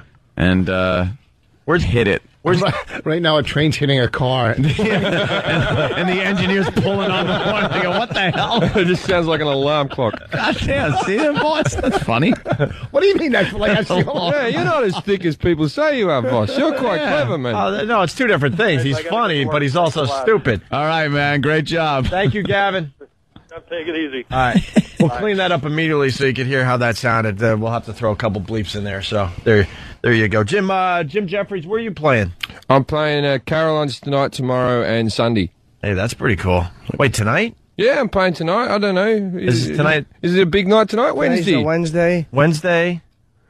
They told me to turn up. I'm going 7:30. Wednesday through Sunday. I'm not doing Friday, Saturday. I'm available for gigs on Friday and Saturday. Tonight, tomorrow, and Sunday. Oh, you got one of the, okay. That's why. And then I've been on tour for like 6 weeks in this country. I'm ready to go back to London, man. All right, very good. We got to take another quick break. More with Jim Jefferies and Rich Voss and everybody else. We got the Jimmy Dean complaint call that's really good that we got to play before we get out of here. And also the Mentos syndrome guy. All right. We found that audio. Something we were talking about earlier. So stay there. Opie and Anthony. Another busy day. Jim Jefferies in studio. He's playing Caroline's. It's a little weird. He's playing tonight, tomorrow, and Sunday because he has other gigs. He's really, really funny. I'm telling you, if you're in the New York area and you're looking for something to do tonight and tomorrow or Sunday, please go see Jim Jefferies. Check him out. And the number's 212-757-4100 for Caroline's. All right. No. What if you're in the Long Island area? Oh, no, Rich. Okay. I'll get you another plug in a sec. It just confuses the people. It doesn't do you any good. It doesn't do him any good. I know. Good point. It really does because then they get all confused. You know? Right. That's why you can't. I thought Jim was going to go, yeah, it's like if I threw out. No. Yeah, Caroline's, that's what you need to remember. Who cares Yeah, it's about in Friday, Caroline's. Saturday, Don't worry about Richard Voss. He's not very bright. Providence. Who cares? It's different. All right, let's go to Jim in Australia. Jim, what's up? Hi, good day, lads. Hey. I was calling for Jim Jefferies. He's a funny bugger, isn't he? A funny bugger. Oh, hello. Thank you, Jim. That's very nice of you. How you going, mate? Good, mate. How are you? Good. I've been here about 25 years, and I still fall into some jokes that my mates just don't understand. And I was wondering if there are any jokes on stage you decide to pull out that are just meant in Australia, and here it just falls on its face. I don't really work in Australia, mate. I work in England. So, yeah, not really. Plus, you've been here for 25 years. You're planning on losing your accent a little bit, mate? I know, really. Just a tad? Where do you live, at the console? I've been here for a week, and my accent's more American than yours. You run across guys like this, and they go, well, but when I go home to Australia, they go, wow, what happened to your accent? I call my family, and they say, oh, you sound like a bloody Yank. Yeah, see, you hear that all the time. 25 years. He's got to be practicing that, though. Hey, Breaker Morant jokes never work here. Breaker Morant. Yeah, you can never talk about Gallipoli. They just don't get it. Gallipoli? What's that? Gallipoli. It's that movie that Mel Gibson did before he hated Jews. What was he for? Hey, Jim on the phone. Jim. Yeah. Here's a joke that just doesn't translate. Oh, well, when you're, I can't think of anything off the top of my head, but when you're, there's a bit of aggro and you got a fella you got to, insult, you say, get stuffed your wally, and he just looks at you like you're nothing, and there you've given him one of your best goes, and So Get stuffed your wallet. You haven't been there for 25 years. That really is something my dad would have said 25 years ago. Get stuffed you flaming mongrel. Get out of me bloody house, you thing. Yeah, stop being a galah. How about I'm rubber and you're a boomerang? I'm just going to slink off. All right, you sink off. Stop being a bloody mongrel, you galah. What's a galah? A galah is a big pink bird that acts like a bit of a tit. You know, that's the whole thing. It just squawks and acts like a... Yeah. So someone says, stop acting like a galah. That's what they're talking about. You're basically, it's a woman.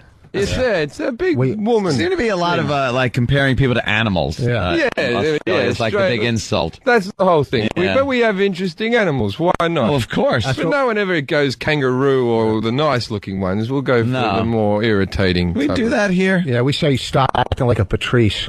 A horse's ass? What's a Patrice? What's a Patrice? Yeah. Are you talking about Patrice O'Neill? Of course he is. Right, he is an animal. I was once in a dressing room with him. Never walked the same. Let's go to Adam in San Francisco. Adam, what's up? Hey, what's going on? Just wanted to talk a little bit about Voss's IQ. Okay. I love the guy. He's one of my favorite comics. I don't doubt he's a smart guy, but with a 130 IQ and my own fair share of drugs and alcohol, I managed to stumble ass backwards into a law degree. Really? You shouldn't say that. You'll lose your law degree. You can't be a lawyer who takes drugs. So keep that to yourself. Yeah, you don't stumble backwards to a law degree. No, we all do. So what are you saying? You're saying you have a 130 IQ and... You got into law school. Okay, so are you complimenting me? That's all I want to know. Not really. Yeah, I'm complimenting you, man. You're Thanks. a smart guy. I think you're smarter than they're giving you credit for. I just don't think you're as smart as you're giving yourself credit for. Well, here's the deal. I raised two daughters that are pretty much honor roll students, so I'm pretty smart when it comes to parenting. You're not just smart in spite of you. Yeah, they got I gave them the brains. opportunities. I gave them the opportunities where they could. That just means they're doing a lot more homework at mommy's house. Let's be honest. I've never done Your homework ex with- must have a 140 IQ. I used to do homework with my youngest daughter, and I get so frustrated. I go, you know what, forget this. Your ex-wife's just sitting with him going, do you want to be like your dad? Is that what you want to be? It's a concentration camp. That's how it over could there at end up mommy's for house. you. Hey, we got that wake up your spouse call edited so we could get a little of this on the air over here because the guy cursed. But here it is again. Gavin waking up his roommate with the train horn. This is the guy with the train horn that promised he would call. Gavin. This better pan out. I'm walking into the room right now. I've got the horn in the closet. Okay. This better work. Oh, what the...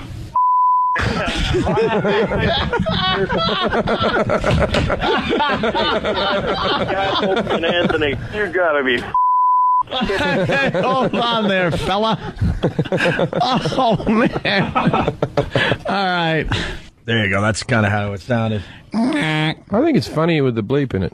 Do you think? Yeah, I think so. You're a fan of the bleep? No, I just, because you can use your imagination. Yeah. He only said the F word, but now I'm thinking he said something a bit worse. Doesn't get much worse than the F word here on the air, unless you're saying fart. Yeah, say that to That's dog. a bad one. Huh? Nothing. What was I I didn't hear Oh. you. No, we didn't hear you. What was that? It could have been a good one. You said there's nothing worse than the F word. I go, tell dog that. We heard you.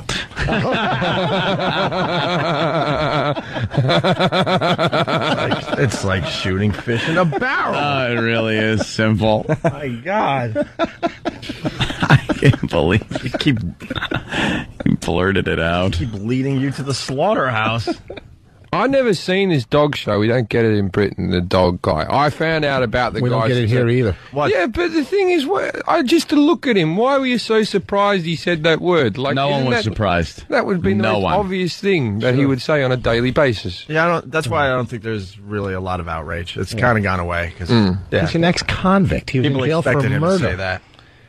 He was keeping it together, and finally he just couldn't help himself anymore. Just felt so good coming out. Right.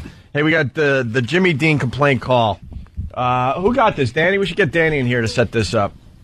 We got a guy, he's calling Jimmy Dean. He's not happy with the size of the sausages because he has to feed his family. Where's Jimmy Dean? Like, Oh, it's a sausage. Oh, Jimmy Dean sausage if it's covered here. it's not the actor. No. Oh, okay. It was based on him, though. That's named after. Was it? Yeah. Question though. Yeah, I know. So they kill the pigs by putting them on a motorcycle and just smash them into a street. I'm glad I bailed out of that one because I didn't think I had anywhere to go. Yeah. Wasn't it? I thought it was a Ferrari. Anyway. It's like Jane Mansfield chickens. They put them in little cars and they run them under trucks. Natalie Wood fish. Yeah. We can't get Danny. He's making a duty. So. A William Holden tequila worm. Oh, here he is. What's up, Danny? Not much. So apparently this guy calls Jimmy Dean Sausage Company to complain that the packaging went from a 16-ounce sausage to a 12-ounce sausage, but the price remained the same. And he can't feed his giant, enormous family on a 12-ounce sausage, so he wants to know when they're going to bring back the 16-ounce packaging. You're kidding. No. And that was his little complaint call. Well, and we think that this is him on hold, waiting for someone to get on the line? Yeah, I don't know if you guys know, but like when you call a company and they put you on hold for an enormous amount of time, they could record everything that you're saying. The line is still open. So even though you think that there might be no one live listening to you, they can still record that audio. Yeah, if you don't hear hold music, pretty much keep your mouth shut. Or, say whatever you want. So apparently this first clip is him on hold waiting to actually leave his message. Okay, let's take a listen. That little 12-ounce goddamn roll of sausage is supposed to feed your brother and me and you 600 pounds of men, at least. You get my point? And the two girls, and they put it in that pussy roll of sausage. Son of a bitch. Somebody needs their ass kicked. Some little consumer geekaroid. Save money. Yeah, save money. Save money. I'm going to eat, goddammit. This guy rules. He's had enough. Hey, we're just trying to live as one in this country. It's going to be tough. There's guys like this out there. I'm just waiting to hear the word Jew, because Jew is coming in Right. any second now. Wait, you want me to say it?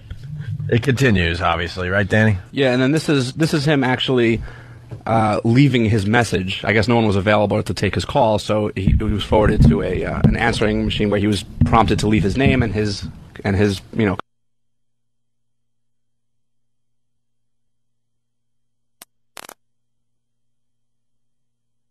Your quantity of your products are very delicious. Love your sausage for 30-something years, but I can't take and feed a family of 5 on a little 12-ounce roll of sausage. I don't mind paying you more money for your 16-ounce roll of sausage, but you don't have it anymore. You've got a 12-ounce roll, and you got 3 men that weigh over 200 pounds apiece, a woman that's a little plump Scotch girl, and a daughter who's 13, and you're going to try to take a 12-ounce roll of sausage and a couple of dozen eggs and feed that. It ain't going to work, and I'm not going to purchase your product anymore or ever again. Oh, sure he will. And a couple of dozen eggs for 4 people? Just buy 2 sausages. Of I know. course. Yeah, now you have more. He doesn't mind paying any more money. He said he didn't mind paying more. Paying more money. Just get an extra package. Yeah, and then freeze the rest. I'm with Jimmy. The guy said in a couple of dozen eggs for 4 people? That's 24 eggs for 4 people. Yeah, but his wife's a little plumpish. A little plumpish. How big do you reckon that wife That is? means she's a lot plumper, by the she's way. eating a few Jimmy Dean sausages. She's sitting there so he can't say that she's a fat, disgusting pig, which is There. what she is. It's a family of slobs. They grade on a curve down there, obviously. If he's saying a little plump. Where were they from? What was that accent? That was from the South? Yeah. Yeah. Did they get this show in the South? Yeah. Oh, okay. Well, people of the South are lovely then. I was going to tease them. You're scared to get punched again? What's wrong with you? I might do a gig in Atlanta someday or something. I did gigs in Kansas, and I got the best heckle ever. Someone yelled out, "Leave God out of this," which I've never had anything like that ever in my comedy career. Why would they say that? I was doing jokes about God, I guess. I don't know. What was the joke? Was it good? I don't think so. No? I don't know. I just said I wasn't religious and I didn't believe in heaven, and then someone yelled out, "Leave God out of this." Why do people have to insist on interacting with comedians and getting on stage and punching them because they didn't like what they heard? That was the club where the fight broke out, where I was at. That was the joke. Yeah, I go there and they go, "Oh, you did better than Richard Voss." There was a brawl when he was there. Wait, what happened? That's when the club owner when the big fight broke out, when the club owner got his ribs broken when I was on remember that? stage. Stanford and Son? Yeah. That city stinks. The Kansas City Improv, the fight broke out while I was on stage. Really? Two guys in the front row were arguing because they were talking or whatever, and the security was taking them out. And the guy, Kenny, remember that? That was Kansas City, right? The Improv.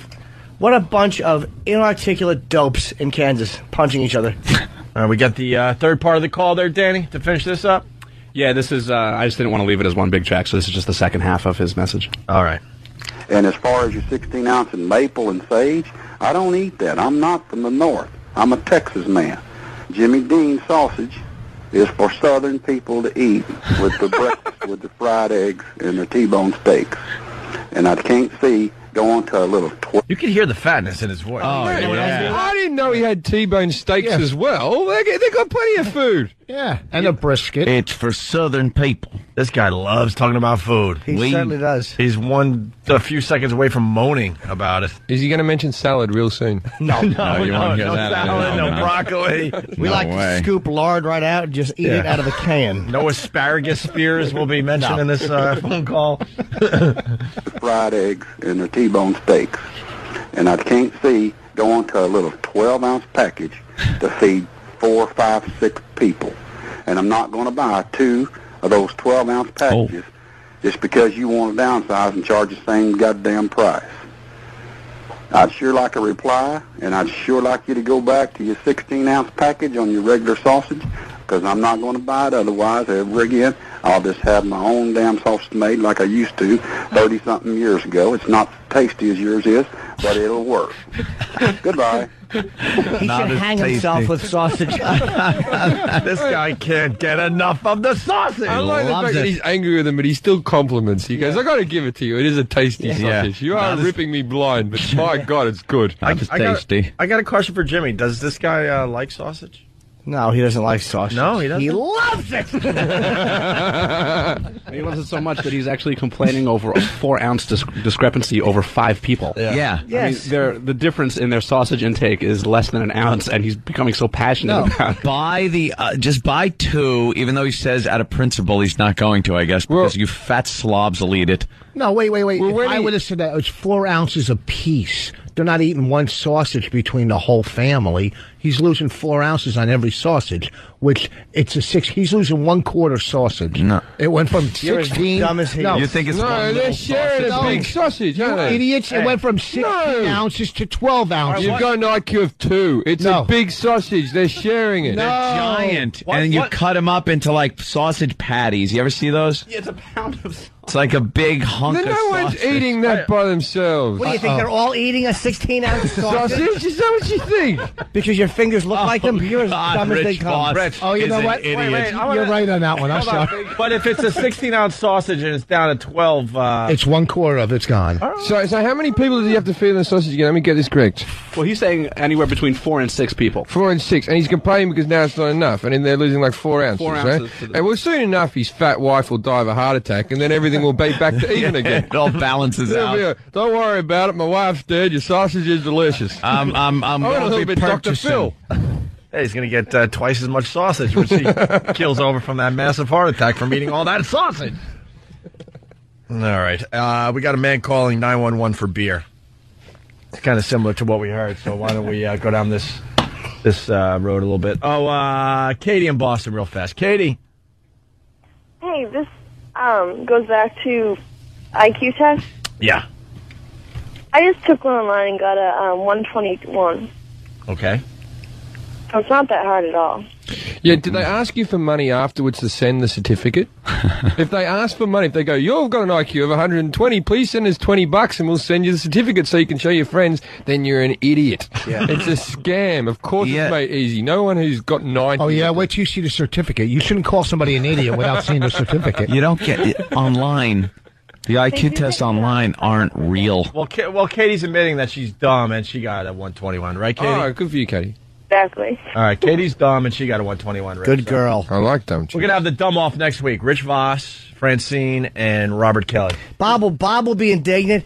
Dude, I don't want to be a part of the dumb off. Bob does not understand how. Put me in the category with these guys too. Then he could shine, man. Here's a guy. He called 911 for beer. The state police get 911 calls here in Hebron. Brian Poulin has been to the office here before, according to the resident trooper. So maybe he was thinking of the package store across Route 66 when he called 911 Sunday night to ask for beer. Yeah, he probably should have made better preparations earlier in the day, on Saturday. Why would you call 911? For beer. Yeah, just go to a nice, you know. There is no in sight of Poulin's home in the Amston section. Who was that? What the hell? Was that the local resident angle? Yeah. Yep, local resident. Her quote was what? What was that quote? Thank God they got it from her. It really helped the story along. Just go to a nice, you know. Good. What a dope. Good contribution. Can we get her in next week, too? What are you doing, Rich? Oh, she was in the middle of eating sausage, so I don't blame her. She was Rich confused. had his pants down, like, to the... Showing his lower stomach hair. Nobody wants to see that with your ant body. You're doing. Someone from their cell phone. New video, 5 people, 1.5 ounce sausage. Okay. I like that. 1 12-ounce sausage. Looks like 1.5, though. New video, 5 people, 1 12-ounce sausage. There's the line. Okay. More. Well, it looks like 1.5. On Saturday. Why would you call 911? For beer. Yeah, just go to a nice, you know. There is no in sight of Poulin's home in the Amston section of Hebron. Maybe he realized he was in no condition to drive. But the man who came to the door said Brian Poulin made a mistake, and it's going to cost him as he looks for a job. State police say Poulin called them more than once for beer, so they poured him into an ambulance and charged him with disorderly conduct. They poured him into an ambulance. Did they? Really? At least he didn't drink drive, though. You got to give the guy some credit. Like, you know, it's all swings and roundabouts. He had a go. Yeah, Bill in Jersey. The whole point with the sausage guy is a lot of companies do this, man. They charge you the same price and then cut the amount that they give you in the product. Yeah, coffee. Like Coca-Cola used to give you a 2-liter bottle of soda for like 99 cents. Now it's 1.5 liters, and the 2 liters $1.49, and the other one's 99 cents. We got it. Hey, then you're getting no Coke, huh? All right, thank you, sir. Alex in Boston. Alex. Gotta throw those in. Hey, I learned today that guys in Texas are sausage size queens. Yeah. Punch it out, boys. All right, and finally, the last of the beer clip. He's embarrassed for what he did. He's very embarrassed. Oh, these are the local residents. Oh, good. It's always important to get their take. They always contribute something meaningful. These are the local residents giving their opinions. He's embarrassed for what he did. He's very embarrassed. There are major police force. So what do you think of somebody calling him up and ordering beer? I think it's a waste of time for the poor police officers. What could she think? Well, I think it's a great idea. This ought to be what the police are doing. Instead of answering emergency calls, getting people beer. One answer she could give, it's not good. What the hell are they thinking? A journalist should just be shot. All of them should just be shot when they ask questions like that. Wow. Calling him up and ordering beer. I think it's a waste of time for the poor police officers that do their job. Someone calling 911, that's a waste of the troopers' time. There's so much other things that the troopers need to do, and the firefighters, emergency personnel. Yeah, they do so much for the community as a whole that it's a shame. God. They need to be doing other things than dealing with the drunk person calling 911. Really? Those idiots, the troopers aren't answering the phone. Seems ridiculous waste. I don't understand what those local residents contributed nothing. That was bad editing. They didn't play anyone who agreed with him. That was very that was a very one-sided report. Very biased. They edited it together. There would have been one bloke. They go, "Well, do you want beer?" Jim Jefferies, that's the exact point we make. You know, there was some dummy going, I think that's hilarious. I think that's great. Sounds like a great idea. Yeah, I think next time I need beer, I'm going to call the cops. God, I wish I'd thought of this. Of course. That's the point, because they interview the local residents. You know, half the people are like, why are you wasting my time with this? Shut up. Go away. So we got Jim Jefferies tonight, tomorrow, and Sunday at Caroline's. Really funny. 212-757-4100 here in New York. Voss is on Long Island at the Brokerage Comedy Club Friday and Saturday only. I don't know the number. It's Belmar, Long Island. Good. Helpful. That's a good phone number. Thank you, Greg. I'll be January 18th, 19th, the Borgata Casino in Atlantic City. Tickets are on sale now. That's Martin Luther King holiday weekend. www.theborgata.com is the only way to get tickets. I am at Flannery's on Friday. We're getting the band together, man. Do you sound good? We went into the rehearsal studio last night. It was very fun. It sounded great. Oh, good. Okay. No, we had a lot of fun. It was like a time machine. There's still this same people, same pictures on the wall. What does Joe Curry play? He tickles the ivories. Does he? Yes. Oh, what a creep. It's the keyboard. What a creep. And anyone that plays keyboard or piano creeps. Oh, Dan, I'm sorry. Come on. What kind of man wants to move his fingers like that? All right, we got to get out of here. Jim Jefferies, a pleasure, man. All right, thanks for having me. I'm telling you, go to Caroline, see Jim Jefferies tonight, tomorrow, and Sunday. I'm going to say it again. He was hilarious last week when I saw him live. All right, we're out of here. We'll see you over at XM. If not, have a great day.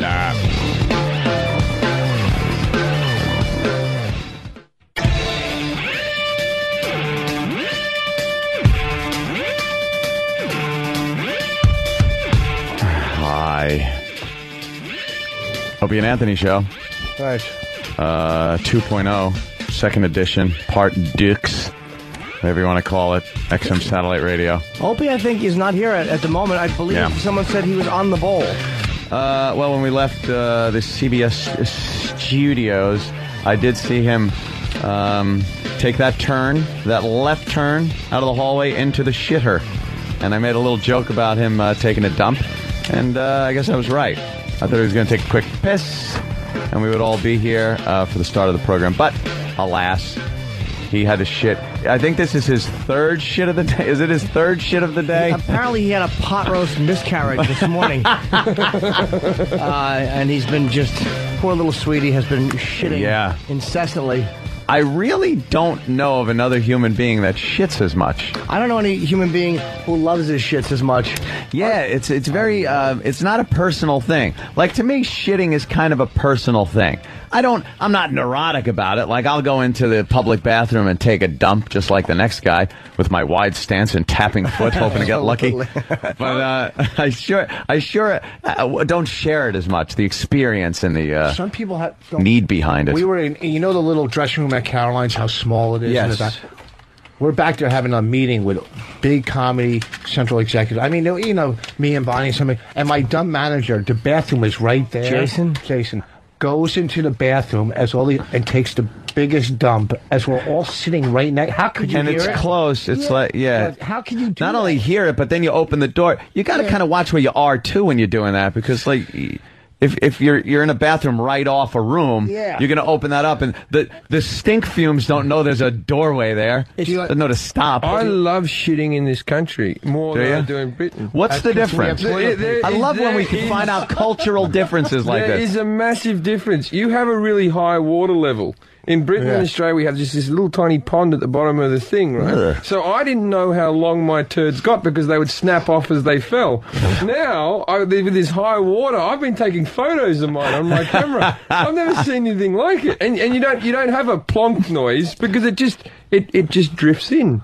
Yeah, in England, we like our water here in the United States. Fall. But the good thing about England, it'll scrape on the side of the bowl and just sit there. It'll sit there. It'll just sit there and look like my career. Oh no, yours is much better. Or the Germans have that shelf where you can shit on it and then you can look at your poo like it's really a shelf. They have a shelf with a little bit of like a low level of water where it will sit on, so you can examine it to see if you're digesting peanuts or whatever, right? And then it will flush it off the shelf into the very efficient. Those Germans. Germans are obsessed with shit. If you're a black male with a wig, you can shit on Norton's chest. A lot of people don't know I am a black man with a wig. That wasn't a good one. Not a good one.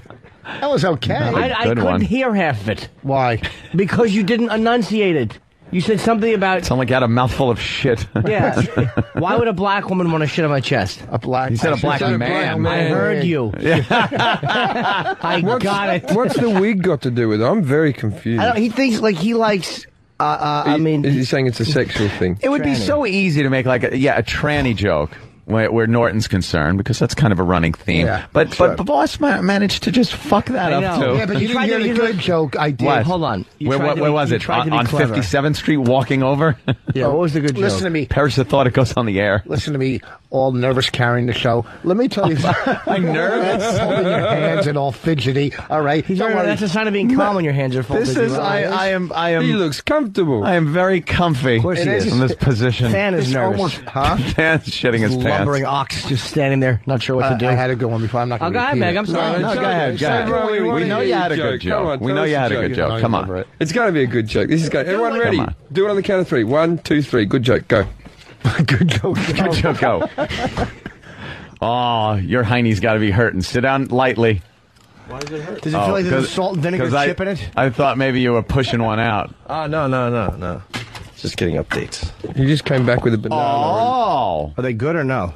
Updates from No updates. BE. No, I don't talk to him. From lucky I talked to EL. him. Yeah, a little bit. I'm confused. I'm just getting updates. Nothing new. How about that? It was a waste of time. All right. Where are we at? Well, Voss just was about to tell a joke and he bailed out on it. I forgot what it was. I don't know why. Come on. No, Go ahead, tell a joke. What is it, dude? Just say it. Who cares? Who cares if it bombs? You're here. I'll laugh whether it's in a good or moment bad. it was good because you laughed at it when I said it. I don't remember what you said, dude. I don't remember him laughing at anything he you goes, said. When I take a dump in America, what do you say? Well, it's good. There's a big difference here than England. I go, yeah, we have toilet paper. Yeah, it was a good joke. That was good. Oh, I didn't realize we were walking down memory lane. I think you had a fresh one. You fucking jackass! You said the same when I said. Sorry, I didn't realize it was a fucking best of. Remember earlier yesterday when I said what? When you were absent there up checking things out, we learned that in England, the water level in the toilet's very low. Yeah. So you don't get that like nice drifting into the water. It makes like a slamming sound, and it slam, there'll be a breaks. splash up, and your turd will break. They drop down like Saddam. And also, when it flushes, water comes down from above and pushes it through. Your one sort of sucks it out, and it has a spin to it. Yeah. I like it a lot. Thank God for the American Revolution, or we would just be bless taking America. these awful shits. Yeah. Your showers don't have it goes Water right pressure, into, it's it goes terrible. right into the bathroom floor and drains. Like there's no divider, you know, where the Tub water is the no, There is in my shower. house. I don't live in the YMCA when I'm in Britain. You know what I'm talking about, though? How they have them Divider? like that? No, you know, on the floor, there's a couple tiles. Like the thin one between you and retardation. See, now that's funny. Yeah, that's funny. He could tell that again in 10 minutes, we'd still laugh. I'm going to sit calmly with my hands folded. Yes. Very confident, right? Confident. Very confident. All right, what are we doing over here today? We have On some this stuff. side. What do you got there, Jimmy? I believe There's we had something that no, I just thought we had piqued your some stuff- interest? No, not really. I just thought we had some stuff we didn't cover. Well, FBI says Saddam Hussein cried at their last meeting. Yep. Well, of course he's going to fucking die. Why wouldn't he cry? Poor guy. Well, he became close to this guy, George Piro, who I think is Lebanese origin and speaks Arabic or whatever language Saddam spoke. So they communicated, and they became very close. He spent like 7 hours a day, but he was the guy they sent in to fucking pick his brain. Yeah. And he befriended him, and he got what he wanted, I guess. I've gigged in Baghdad. I've gone out and done the troops, and I stayed in Uday's palace. And we went out and they let us play with like plastic explosives and all that type of stuff, right? Like play with them. Hold on, how do you play with plastic explosives? The British troops gave us plastic explosives and told us how to set it up, and we were out in the desert and we lit them and the thing fucking blew up. Blow some shit we all up. had a laugh, and I videotaped the whole thing. But then when I come back into Heathrow, they swabbed my camera and my laptop, and there's plastic explosives everywhere, right? The only way I could prove that I wasn't like a terrorist is by showing the video footage of me hanging out with the troops. But also on that, when I was in Uday's palace, I did a mock version of Cribs going through his house with like a fake beard and all that type of stuff. And I was like, this is where I tortured my bitches, you know, that type of stuff, right? Shit. And so they've banned that, so that tape will never be seen. Why they banned it? What in? Because you're not allowed. The British government were paying for me to go out there. I can't start like filming all the torture rooms and stuff like that. That's making frowned upon. shtick out of torture rooms and stuff. Yeah, it's not the United States. Can't you bring it here and put it on here online or something? I've still got photos of it all. Yeah, the But I tape's haven't. gone now. The videotape's long gone. What was the coolest memory of that whole experience? I This or is the most interesting. You know what I mean? Okay, well, what stands out in your mind? Okay, this is. I'm flying in a helicopter over the top of Baghdad, right? And it's the first time being there. I'm in a Puma helicopter, and I see like a little doorway, and the guy with the gun on the side, like Apocalypse Now, right? I've never been in Iraq or Afghanistan or nothing in my life, right? So I'm freaking out. I'm in a bulletproof vest and a helmet and all that. We're flying over the top. I see a little Arab bloke on the ground with a handgun just shooting at the helicopter, just bang, bang, bang, bang, bang. I start fucking freaking out, losing my mind completely, right? The gunner turns around and goes, "Don't worry about it. We're too high up. Those bullets can't reach us." And then he went, "Look at this." And the little bastard died, right? Shit. And I was like, I was just saying, I didn't want to upset anybody. Seriously, I saw that it was like a computer game. You pointed him out? Yeah, I said, oh shit, you killed that dude. You caused someone's killed that guy. I didn't mean to. You probably saved someone. Good for you. Good for you. You probably saved some. The next guy come out here with a fucking shot. Yeah, but I think he probably has some nightmares over that. Yeah, I wasn't happy. And then I told this. I told him on stage like that night, and all the soldiers like, "Yeah, brilliant." But I was saying this before, man. The American soldiers are fucking mental, man. You meet an American soldier and you go, "Why are you out here?" And they're going to fight for freedom and tyranny and for the flag. You meet a British soldier and go, "Why are you out here?" And they go, "I didn't do good at school. I just didn't try hard enough, me." Hey, speaking of the Army, you're doing a show over there called what? Celebrity Army, you were saying? I'm doing during the break? I'm doing like Celebrity Boot Camp. Celebrity Boot Camp? Yeah, where they're just going to make me run up pills. I'm a fat bastard. I can afford to lose a pound and be called maggot and clean a few toilets with a toothbrush. Yeah, have some guy in your face. I don't know. Yeah, I've only just been offered it just the last few days, so I don't know. You know, it'd probably be an ex-boy band member, other shitty celebrities. If I'm a celebrity, right? Then you're not going to know the other people, right? You only met me the other day. Like, these people are going to be real fucking low end. I got to tell you, you know, Jim Jefferies, a lot of people are asking who's this guy with the weird voice. Jim Jefferies. Weird voice. He's hilarious. Well, it's different. Yeah. Caroline's tonight, tomorrow, and Sunday. We couldn't talk about this on the other side because you got to keep it kind of clean, but this guy is a dirty, dirty man. Yeah, I can kind of sense that. He's a dirty, dirty man. His comedy is filthy at times, but it's obvious he's just not writing jokes. He's living this lifestyle, right? Yeah, well, I try to. You know what I mean? The biggest difference I find coming over here is you guys aren't very open to the word cunt, which I find amazing. I love the word. Well, it's in Shakespeare. It's like the oldest swear word in the world. I get on stage and say Is it really in Shakespeare? It really is in Shakespeare. Yeah, he said I would never lick one. Oi, Macbeth, you fucking cunt. Yeah, it is in Shakespeare. It's the oldest swear word in the world. It comes let's ask the genius. Rich, it's in Shakespeare? Yeah. Ceres, most bounteous lady, thy rich leaves of wheat, rye, barley, oats, and fetches. Oh, no. Your cunt stinks. From the Tempest. From the Tempest. I find the word motherfucker to be offensive. I think that one's bad. Even the cunt part? Shakespeare plays. The Tempest? Not including the Tempest. Yeah. Okay. Death of a Salesman. Death of a Salesman. What? Biff, you cunt. Get a job, Biff. Biff Loman, you're a cunt. Come on, tell me 3 Shakespeare plays, not including the Tempest. I don't fucking know.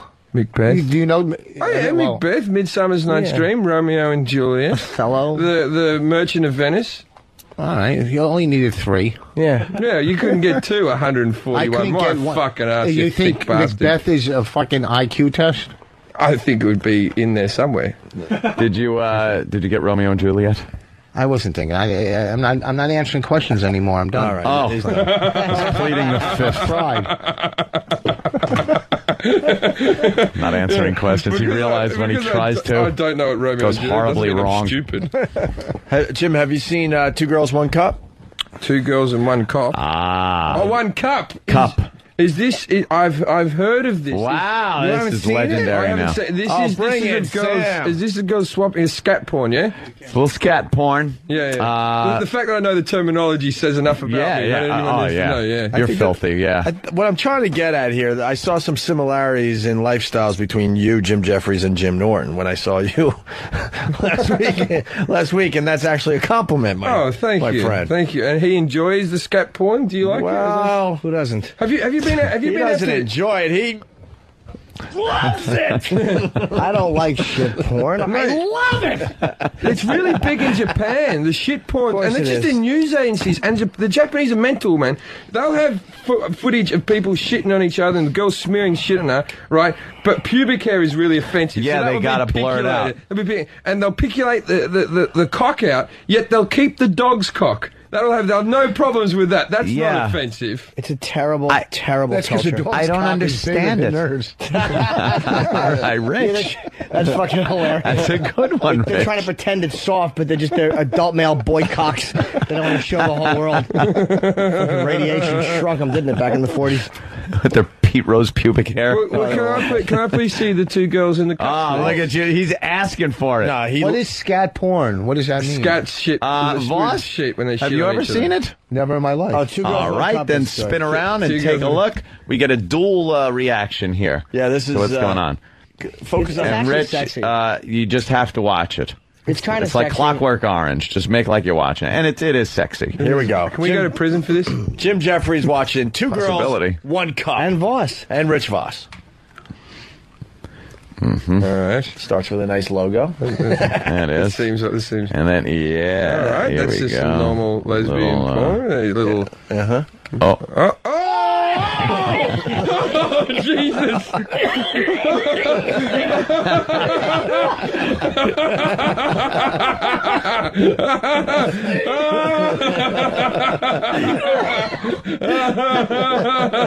That's brilliant. I love it. Rich, keep looking, please. Oh, Jesus!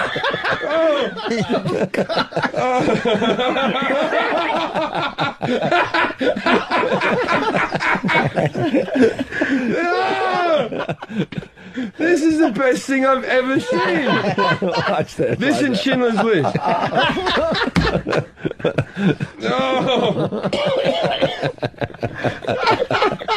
And there you have it. What do you think? Two Girls, One Cup. Jim Jefferies. That never gets old. It just never gets old. When they vomit on the shit. Yeah. It's That's like a new level of shit. It's shit with stomach acid. And shit, she ate shit and is vomiting shit on the shit, and then she eats the vomit and shit. And they weren't bad-looking girls. They were like all right-looking. We were trying to figure out how it comes to that. That's how the hell does it come for that? You have daughters. Yeah. How do you keep them from doing that? He has Rich? two of them. I feed them. And I Never hungry. How do you keep them from doing it? Just keep them in America. That's all. How many? No one in America is doing that shit. How many cups have you got in your house? How many cups? Yeah.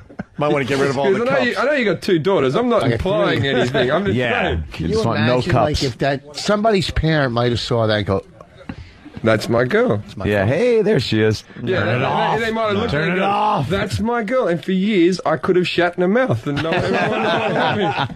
By the way, all this lost time. By the way, Blue Healer from Kentucky, Voss just puked 41 points off his IQ. Isn't it amazing how quickly that cup fills up? Yeah. Like, it's just wham and it's full. I'm starting to think there's some trickery there. Nope. Yeah, the shit came out pretty quick. But then all of a sudden, I'm going, that doesn't look like a shit should normally come out of an ass. But how many shits have I seen come out of an ass? Like for that, me, yeah. for me to judge. I don't see many altitude. human... I want to see the outtakes of that. Yeah, where was the blooper reel? Yeah, where the shit was too watery, where the shit was one log that she had to squeeze out forever. Where you got like, yeah,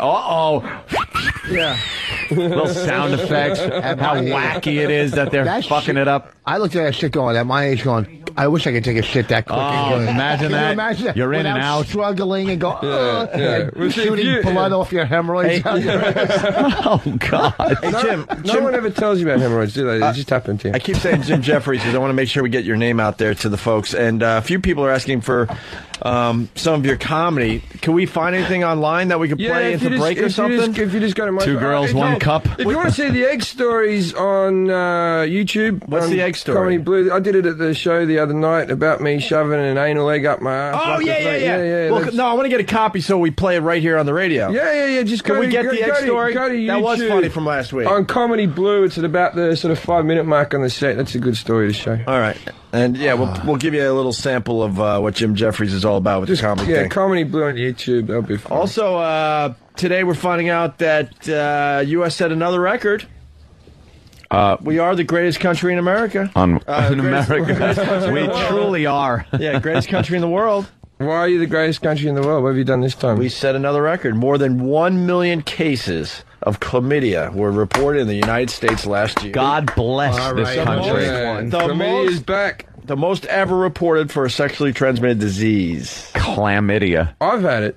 Yeah, the old chlamydia? It's easy to get rid of. How do you know you have it? Your green pus in your fucking underwear. You get some painful pisses along the way. You get pus in your underwear? You get a little bit of pus at the end of your cock, and they just shove up they just shove up like a thing at the end of your hole and put it in there, and then you take some antibiotics and it's gone. Yeah, chlamydia. You just hope you didn't pass it on to anyone. It's easier to tell in a guy that a guy has it than a girl. Yeah. Women can have it for years and maybe become sterile because of it. I've lost girlfriends. But I've lost girlfriends. Hold on a second. You're right. Okay, here we go. He actually is right. Al Capone died of syphilis. Syphilis isn't chlamydia. I was going to say chlamydia. What is... Wait, here he goes. Shakespeare had syphilis as well. Back to Shakespeare. Rich Voss is going to impart some knowledge and wisdom upon us. Rich? Where's that drink, man? Chlamydia is just another STD, basically in the family with syphilis, all of them. You know, I mean, it's not like if you got either one of them, you're fucked. Until you take penicillin, you get a little penicillin. It's easy to get rid of. Penicillin, that's all. Chlamydia is not. You just got to fuck a virgin. That's all that happens. That cleans What's you the up. difference? They're both sexually transmitted diseases, but they're different types of diseases, different bacteria, different bugs in your dick. Ooh. It is. Yeah. It's not a bug. It is a bug. You ever see a spirochete? That's what syphilis.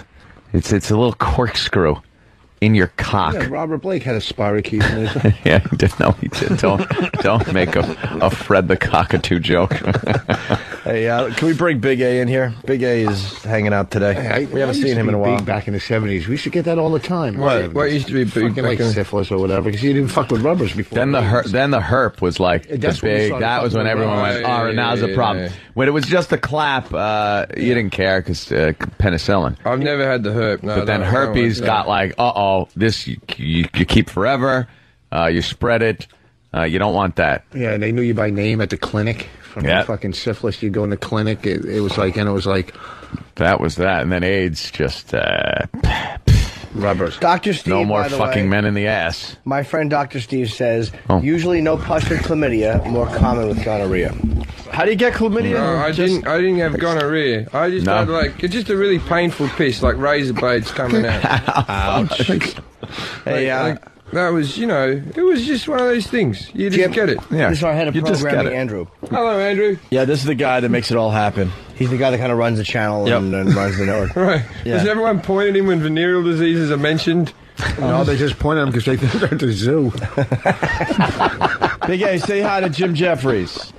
Hi, Jim Jefferies. How you doing? I'm good, thanks, man. Big A. Yes. Don't make fun of him. He's the boss's kid. No, you were don't touch his ear. You were losing weight, I noticed, for a little while, about 3 seconds, and now you seem to have tacked it back on. Am I speaking the truth here? Maybe a little bit, yeah. Because you look a little bigger than you've ever looked. Are you at your heaviest right now? Probably. Yeah. Smooth it over, Ant. Well, I'm just... Hold on a second, please. His hair looks good. He looks like he ate Bowser. Andrew, the insensitivity on this show is mind-boggling. How much weight had you lost? Quickly. At one point, I think up to 100. At one point. You lost 100? At one point. I mean, not recently, but up. Yeah. How much have you put on recently? Maybe about 50, 100. 50, 100. Big difference. Jesus. Since when? Since Nurse Roger said she was going to tell your mother. What are you chewing, pork chop gum? How much have you gained since the... It's not even gum, it's just a piece of steak fat. How come you didn't stutter when you called in about the Jimmy Dean sausage? How much have you gained since the neck? That was a good one, Vossi. It was a good one. I liked it. Yeah. I don't know, maybe a little bit, because I haven't been exercising much. I have to get back to exercising and eating right. Back to? Yeah. Doesn't that mean you had done it once before? Yeah, you act like you have. You act like you had. This is a brief stop in the rest area of unhealthiness. What he's saying is he has to go back to digging shallow graves. Yeah. a lot of calories burned doing that, right? Yeah. Right, Big A? You work your arms sawing hookers' legs off. His left hand gets to work out holding a chloroform fucking hanky over her mouth. The right hand caves the skull in and bring up the right knee to her kidneys and kick. So, Andrew, you what kind of exercise are you doing?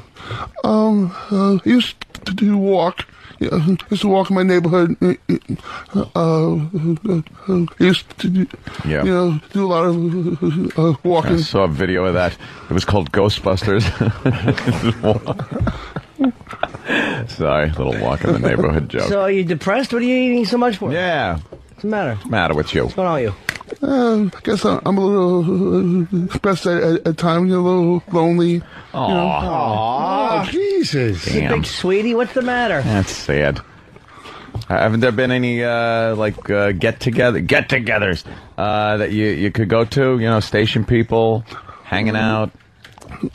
Yeah, do that from time to time, but that's just friends getting together. And then it all ends at the end of the night. Yeah. You got to go home alone to that lonely apartment where it's just you and a bed that must look like concave fucking tortoise shell. It looks like a contact lens with a shoe on it.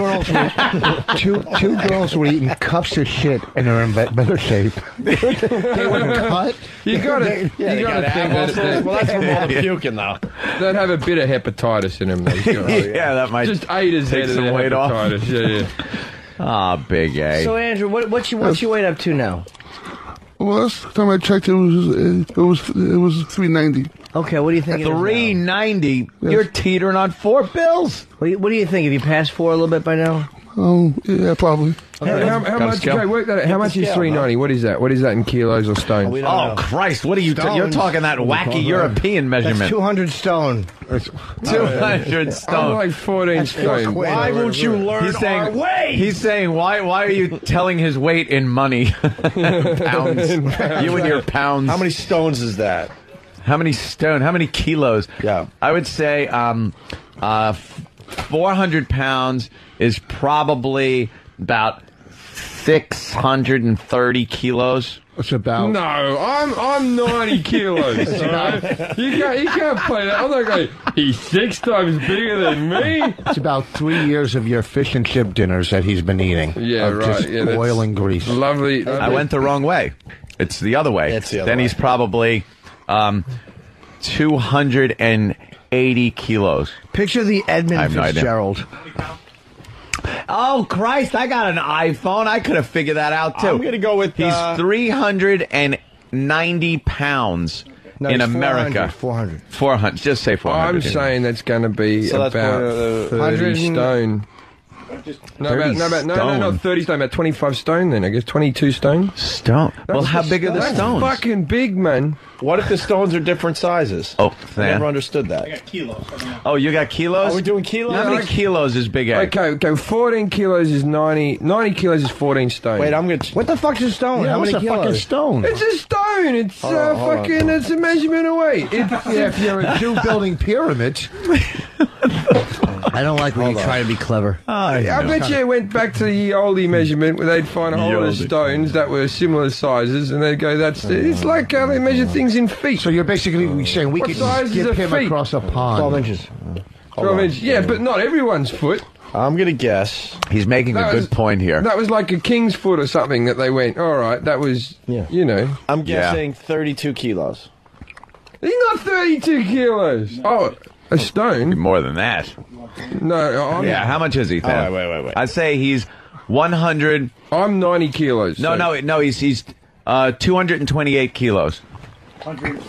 What? Shit. Wait, I should have stuck with my Either first one. way, he's very close to death. 180? 180 Very close to death. It doesn't matter what measurement you put it in, the result's the same. Ah, shit. You know, I should have just gone with something I used to know about and thought of what he would look like filled up with cocaine. Then I could have gotten the whole kilo thing. You know what, though? Hold on. When it comes to England, you're in shape, though. 180 is not bad. You weigh 180. You should move over there. You're in shape. This is a true story. I go get my blood pressure checked in Australia, right? And the doctor says my blood pressure's too high, and then I have to go on medication, and I get checked again. So I go over to England, right? And they check it. I get exactly the same readout, but because the English are such fat cunts, right?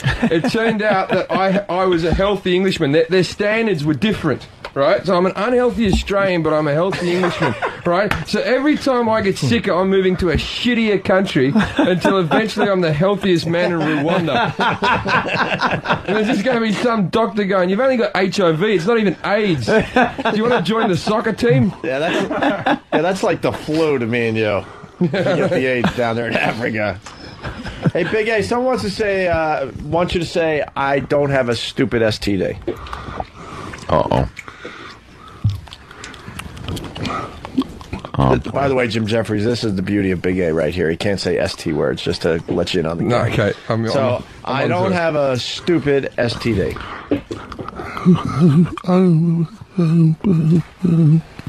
Good start. I don't have a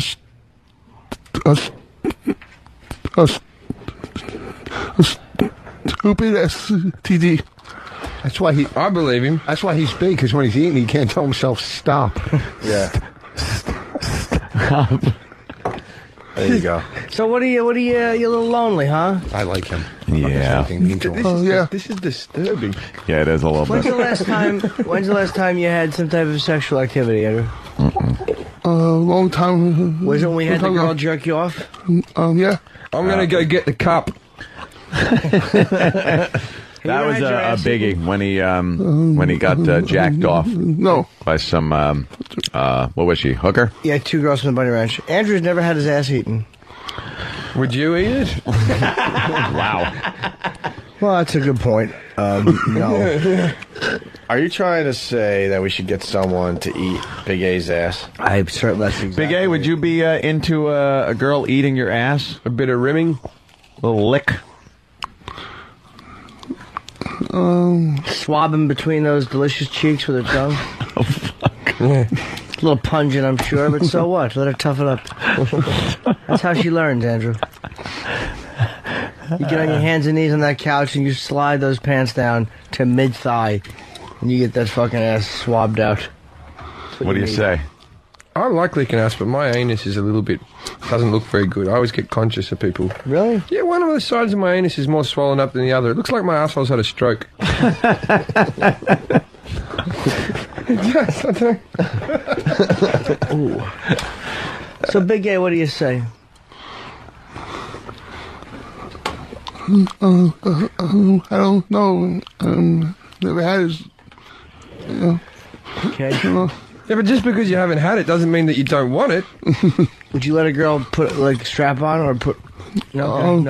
Okay. Oh, you're never going to find love that way. you got to be open to suggestion, though. No, Big A, not into that. I see. Blue Healer is suggesting 2 girls, 1 tub. Ooh. Ooh. E. No. Sorry, I don't know what to tell you. Yeah, I was just going for it. I don't know what to tell you. You got to get out into the scene a little bit, I guess. Oh, shit. Oh, what are you getting? Little, You want to have a lemon party? No, that's all right. You sure? That's all right. What's a lemon party? Yeah, what's a lemon party? Oh, boy, here we go. You know, Rich Voss. Than is right on it. Now, he's like, "What's a when he heard what's a his mouse is in hand." Is this click, the whole tick. lemon entry, my dear Watson joke with the up the arse? No? It's a single still picture. It has nothing. It's not a video. And all we ask is, who is the gayest guy in this? No. It's not the gayest guy. Who would you want to be? The question is, if you had to be someone in this picture, who would it be? Who would it be? All right. I'm going to... All right. Right. Now, pick and choose. There's 3 older gentlemen. Would you rather be Arnold Palmer, who's blowing the Palmer dude? down at the bottom. I think ex-New York Mayor Ed Koch, who's laying down. Look at this. I'd be the one kissing and caressing. You would be kissing guy? And blowing a guy. Yeah, I don't know. I don't have a cock in my mouth. He's got his eyes shut.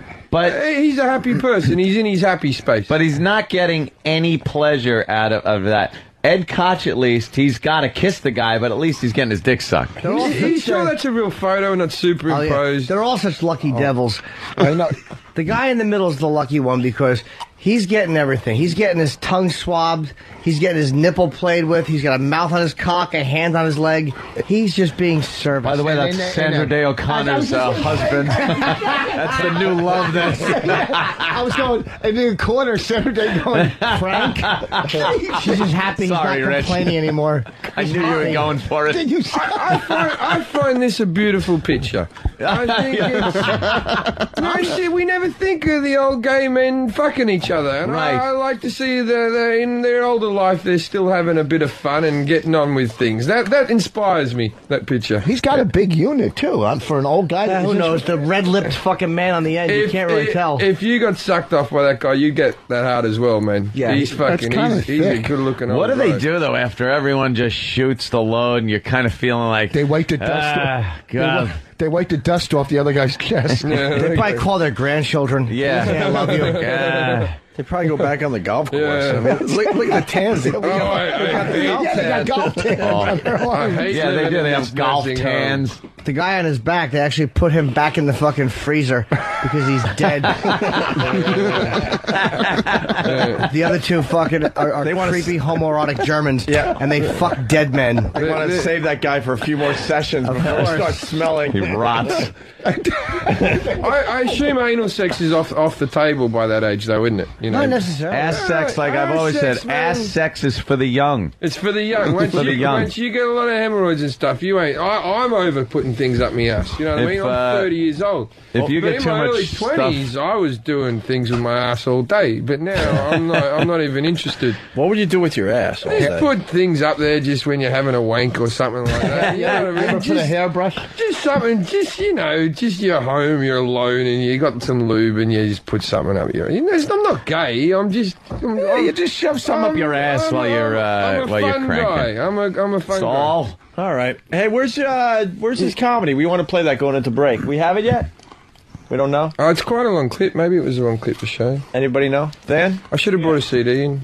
We got it? Yeah, it's like 6 minutes, 5 or 6 minutes long. That's all right. It's burning right now, so. Oh, it's burning? How long will it take? Why am I looking at this? I'm fascinated by this stupid picture because I'm trying to figure out like the origin of it.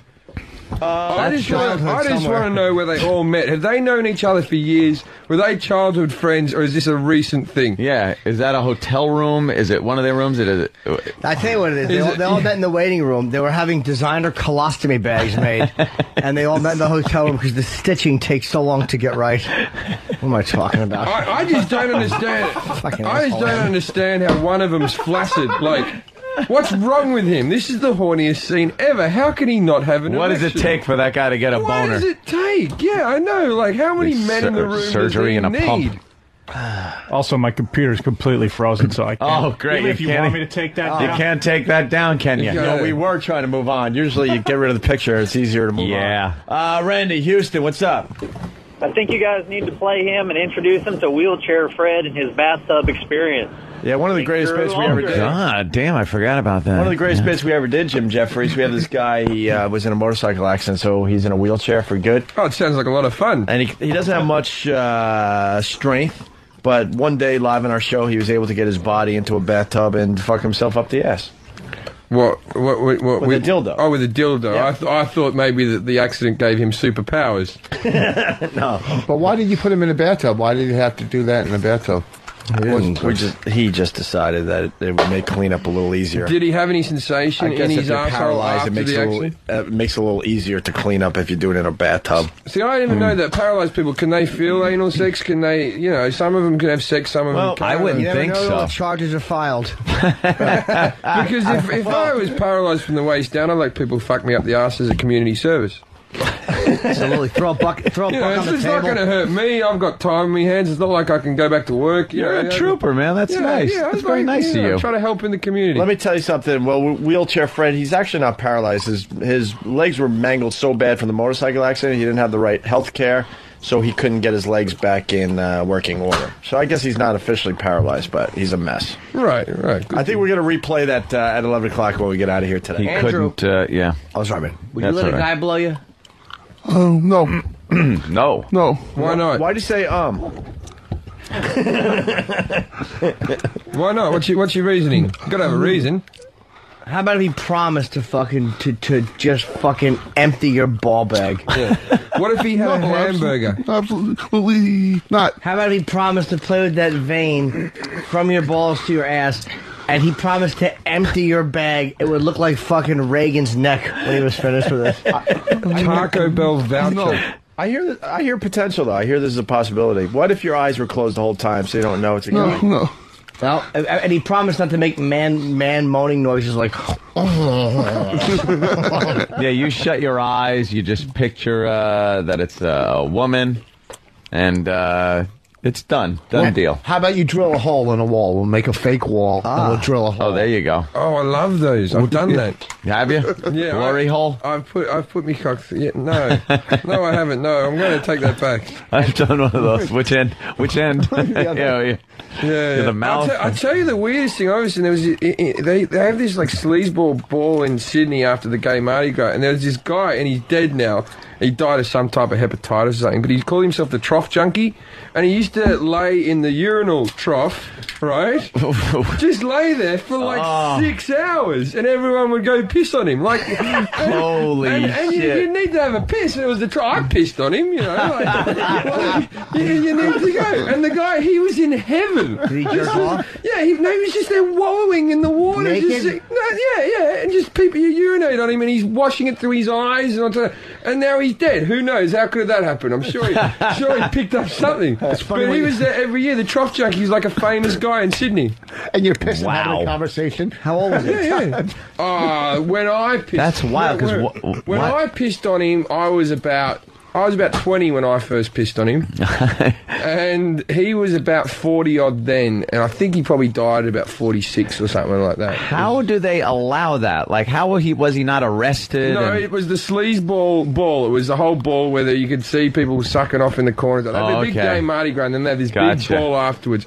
And everyone wants to go along to it, including me, and we all go along and we watch, fucking people getting sucked off. Wow. I say you get a wall, drill a hole, and Big A won't know. You'll have a girl and a guy, and we'll see if he'll know which is the difference. Yeah, let's go with that. But would you allow that? Like, how about if the guy promised not to say anything to fuck your vibe up? Yeah. Like while he was...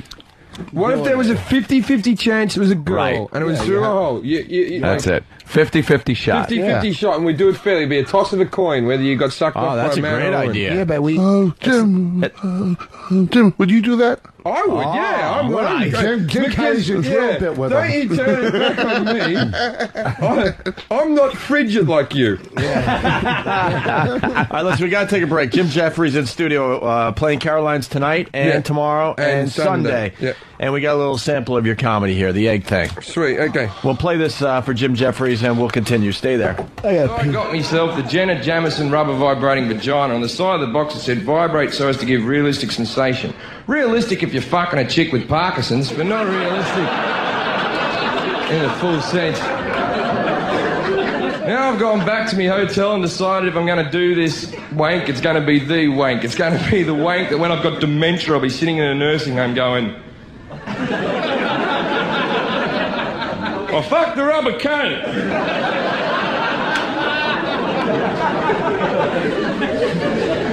So I got me porn mags and laid them down one side of the bed. I put porn on the telly, I got the rubber cunt out, and had a vibrating egg that went in the end with a cord remote control. I lubed up me cock, and I proceeded to fuck it. Now, it felt okay, but I couldn't really enjoy myself because the only thought going through me head was, if you die right now... This is how they'll tell your mum they found you. Now, as I've mentioned, I don't have a big cock or nothing. I think the rubber cunt was faulty, but as I'm fucking it, the latex on the top just sort of tears and the egg falls out the end, and I'm pretty upset because it's not like I can take it back to the shop, slap it on the counter and go, look at that. I bought that an hour ago. Went home and fucked it. Now that cunt's broken. Now I still had a lot of lube, still had a lot of porn, still had a vibrating egg. So I did what anyone in this room would do. I lubed that egg up and shoved it up my ass. It's now sitting up against a gland called the prostate gland, the male G-spot. It felt terrific. I was enjoying myself so much I was already thinking of other things to shove up my ass once I got back to England. I slapped me cock a couple of times and I jizzed all over me chest, and now I've got jizz all over me chest, lube all over me cock, egg hanging out my ass, broken cunt in the corner. I gotta tell you, I've looked better.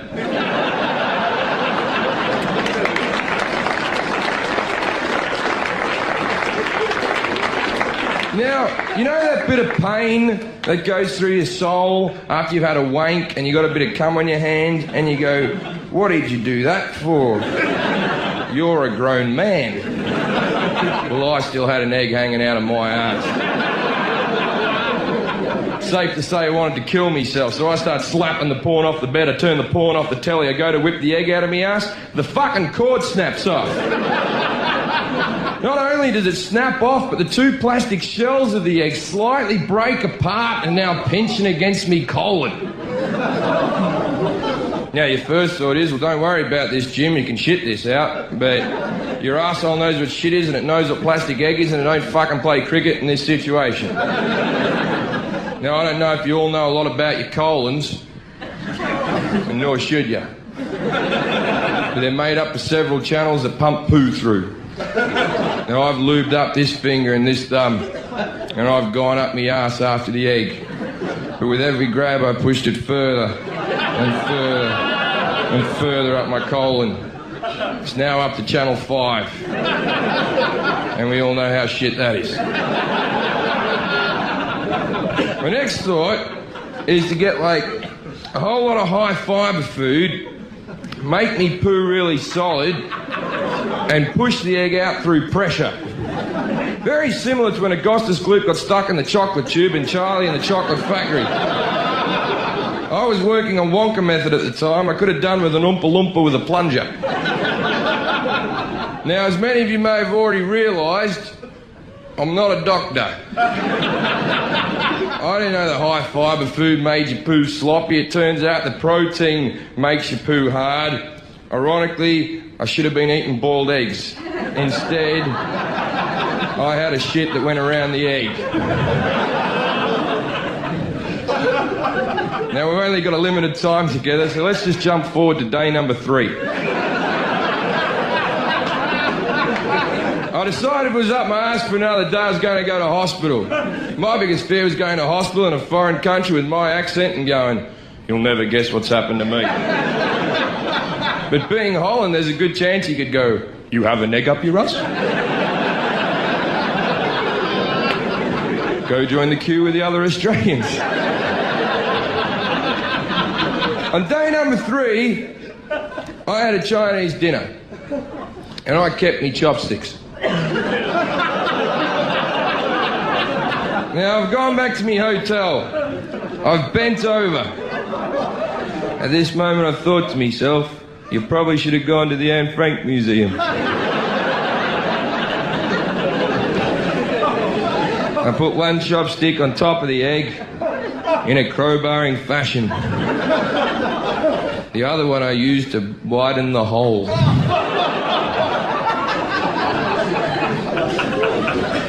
In one motion, I snapped this egg out of my ass, followed by 2 feet of shit. It was at this moment I thought to myself, I should have done that in the bathroom.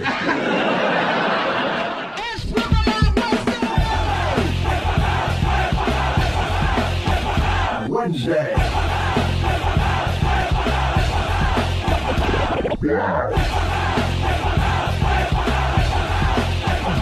my God. B-double-O-B. Boob. There's a lovely young lady showing her breast. Boob. Boob. Boob. Naked. Shuck 'em. Girls all over the country flashing their lovely boobs. Guess how many boob nights are there? Cans? I don't have those. You are spectacular. Well, me. Wednesday.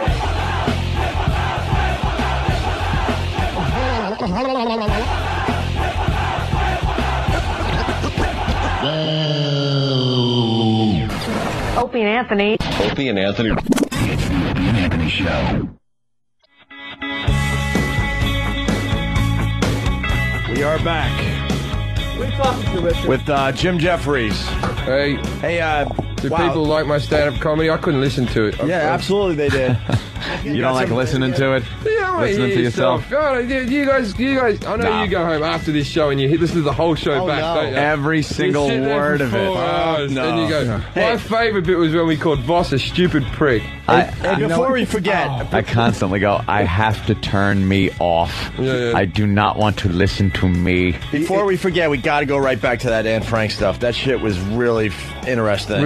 I didn't know you were an expert at... no, it wasn't on the radio, and it was good stuff. Right, that's good. Because I didn't know you were an expert on Anne Frank, first of all. I'm not an expert on Anne Frank, and I'll probably say some things here, and there'll be some experts ringing up going, well, that's not right. But I went to the Anne Frank house. You know, it's not hard to find. There's a big sign out the front. I don't know what took the Nazis so long.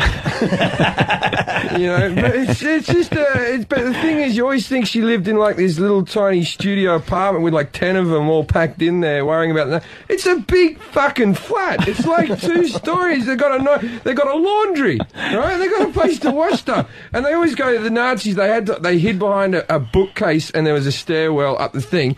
But it's so obviously a 4-story building. If you look at it from the outside, you go, well, there's 2 stories and then there's another 2 stories. If you go in there's a shop and then there's the people who used to run the shop live there. I'm sure the Nazis could have asked some simple questions. What has happened with the rest of the building? Where would that be? And why at the top of the staircase is there a bookcase stopping the stairs from continuing? This seems to be an odd thing. Yeah, it's 4 stories from the outside, 2 stories on the inside. 2 stories on the inside. It was the opposite them of off. the TARDIS. You think they would have fucking just taken the stairs down and like, you know, put the wall up if you're going to help the people. And just cemented it in. We've done something. Well, they still had to give them food and stuff. Well, yeah, a trap door or something. A trap door. Trap door? Who are you? And plus the money they made from the gift store. A lot of people say that the space where they were living was cramped. And that's not the truth. It was cramped for 2 it was like a 4-bedroom, and there was 2 families living in there. I think of like 4 people in the family. 4-bedroom though. Yeah, but they couldn't go out very much. No, I wouldn't think they could. There wasn't a lot of outings. But they had nights out on the town. I tell you what, though.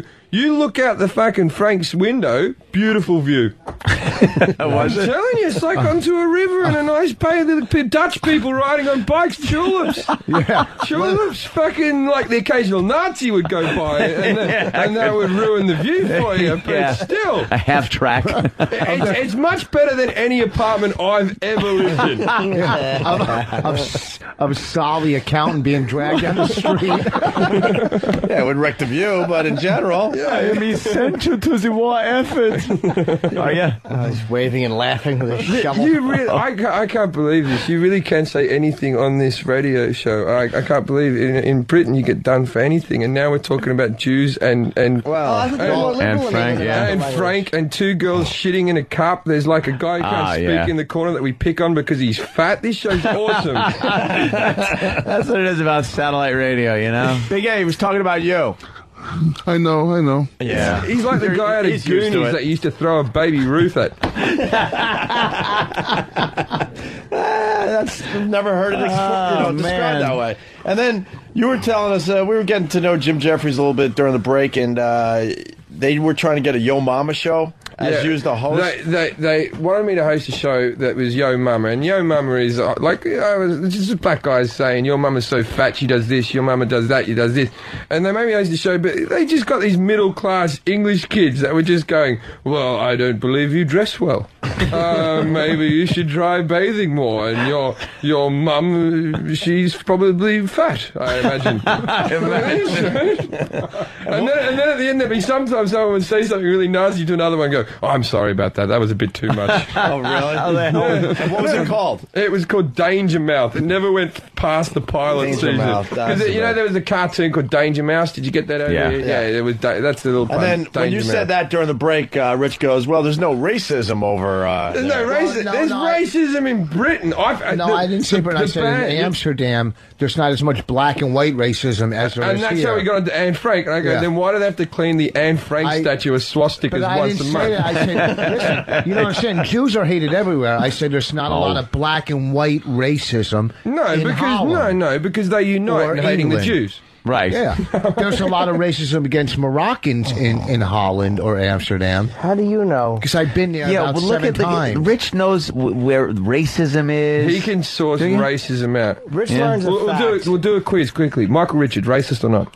No. Oh, right. His name's Michael. No, Michael Richards, good egg or not? Andrew, you feeling a little better? Your hands are all tucked uncomfortably on your legs? Oh, I know, you're sitting like a walrus. Yeah. You got so many flippers out on... Every time you mention Anne Frank, he puts his hand between his legs. Like, just say it. It's a bizarre... It's like a little... No, he stopped now. Well, we got Frank. We got the scale. You want to see if you're over 400 bills? Yeah, let's take a little peek. All right, we got the scale coming in. It's not a stand-on scale. It's like a crane. It is really a heavy-duty scale. Holy fuck. What was the heaviest you weighed there, Big A, that you know of? Oh, Big A, you had...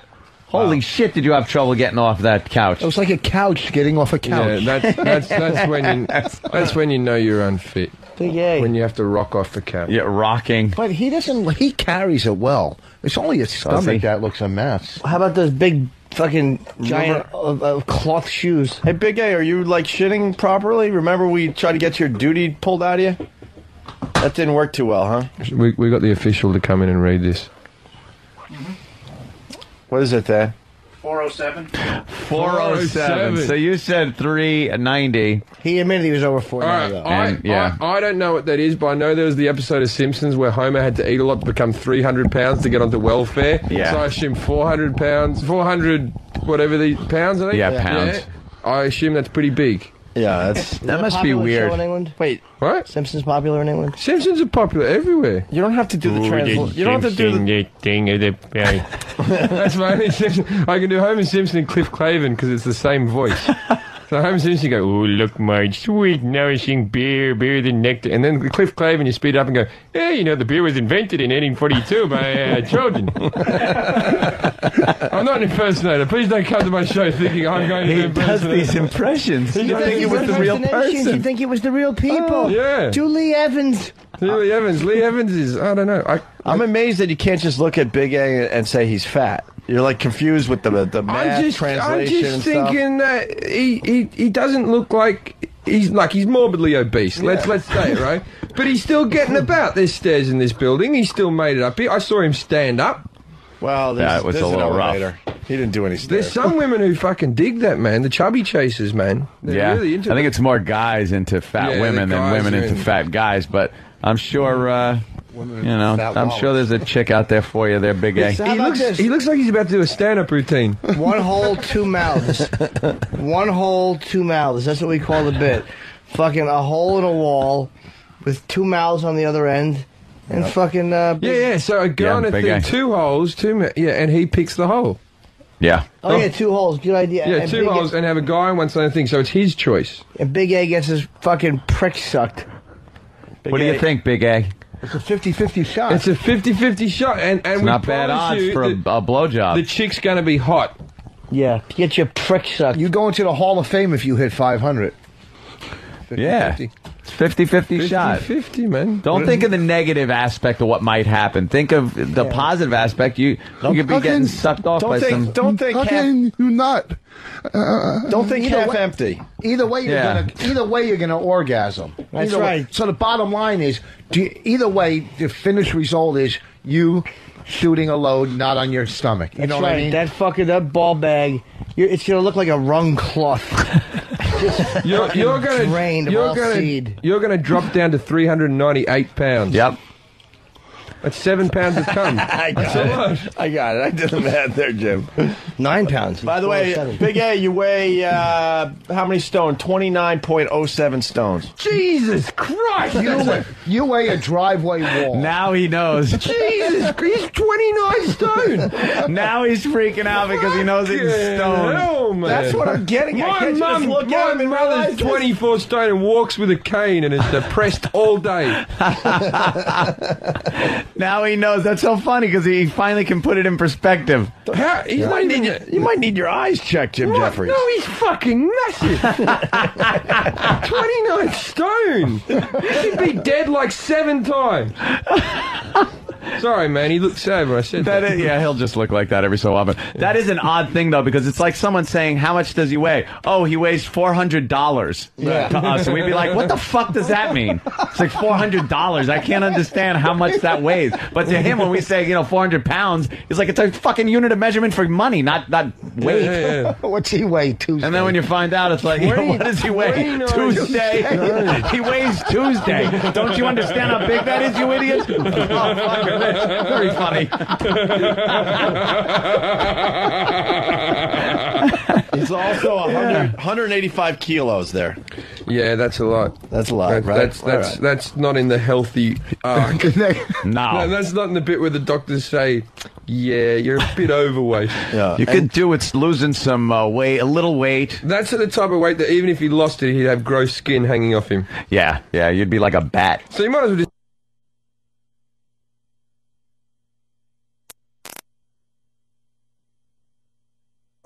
Good morning, Missouri. Missouri? Why were you on Good Morning Missouri? I was playing Kansas. They put me on Good Morning Missouri, and I said the word slutty, so they kicked me off TV. Slutty? I didn't think it was that bad a word. All I said was, They said, how was your Halloween? I never celebrated Halloween before, and I said, I thought I was going to see a lot of people in scary outfits and get scared. I didn't see any of that. I just saw a whole lot of chicks wearing slutty outfits. I got aroused. All right? Those cunts. Those cunts, yeah. They threw me out for slutty. And then I called the host a slutty bitch, and then they know.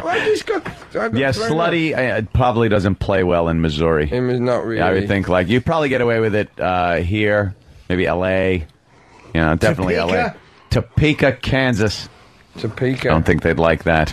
The Midwest people. Midwest kind of like we think of England or even Australia like it's England and Australia. But then the United States, you got the Northeast, the Midwest, and they're all different types of people. You've got Britain has the greatest scum in the world. Really? The dividing class is fucking out.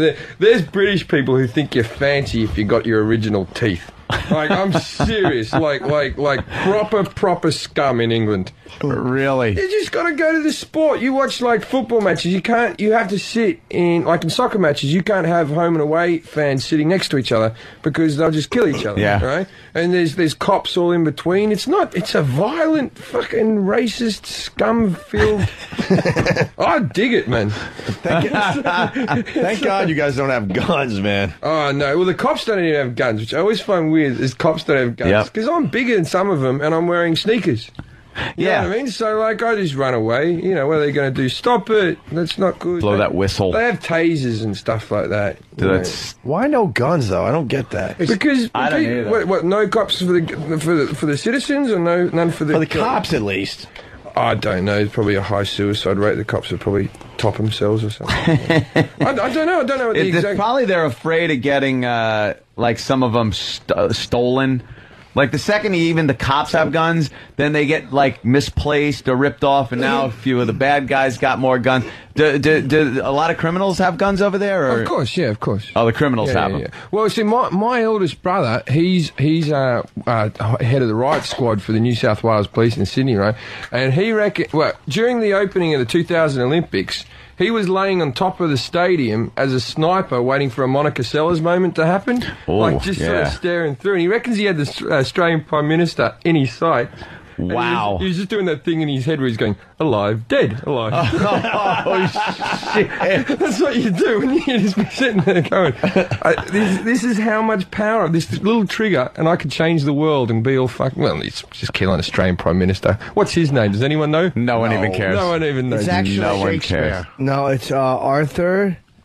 Treacher. John. Arthur John. begins with a B. John Howard. Bertrand. Arthur Bertrand or Bertrand?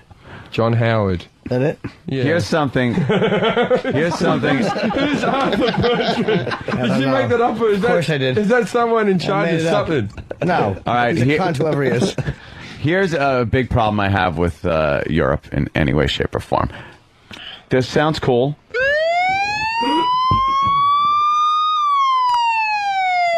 Right. And then there's this.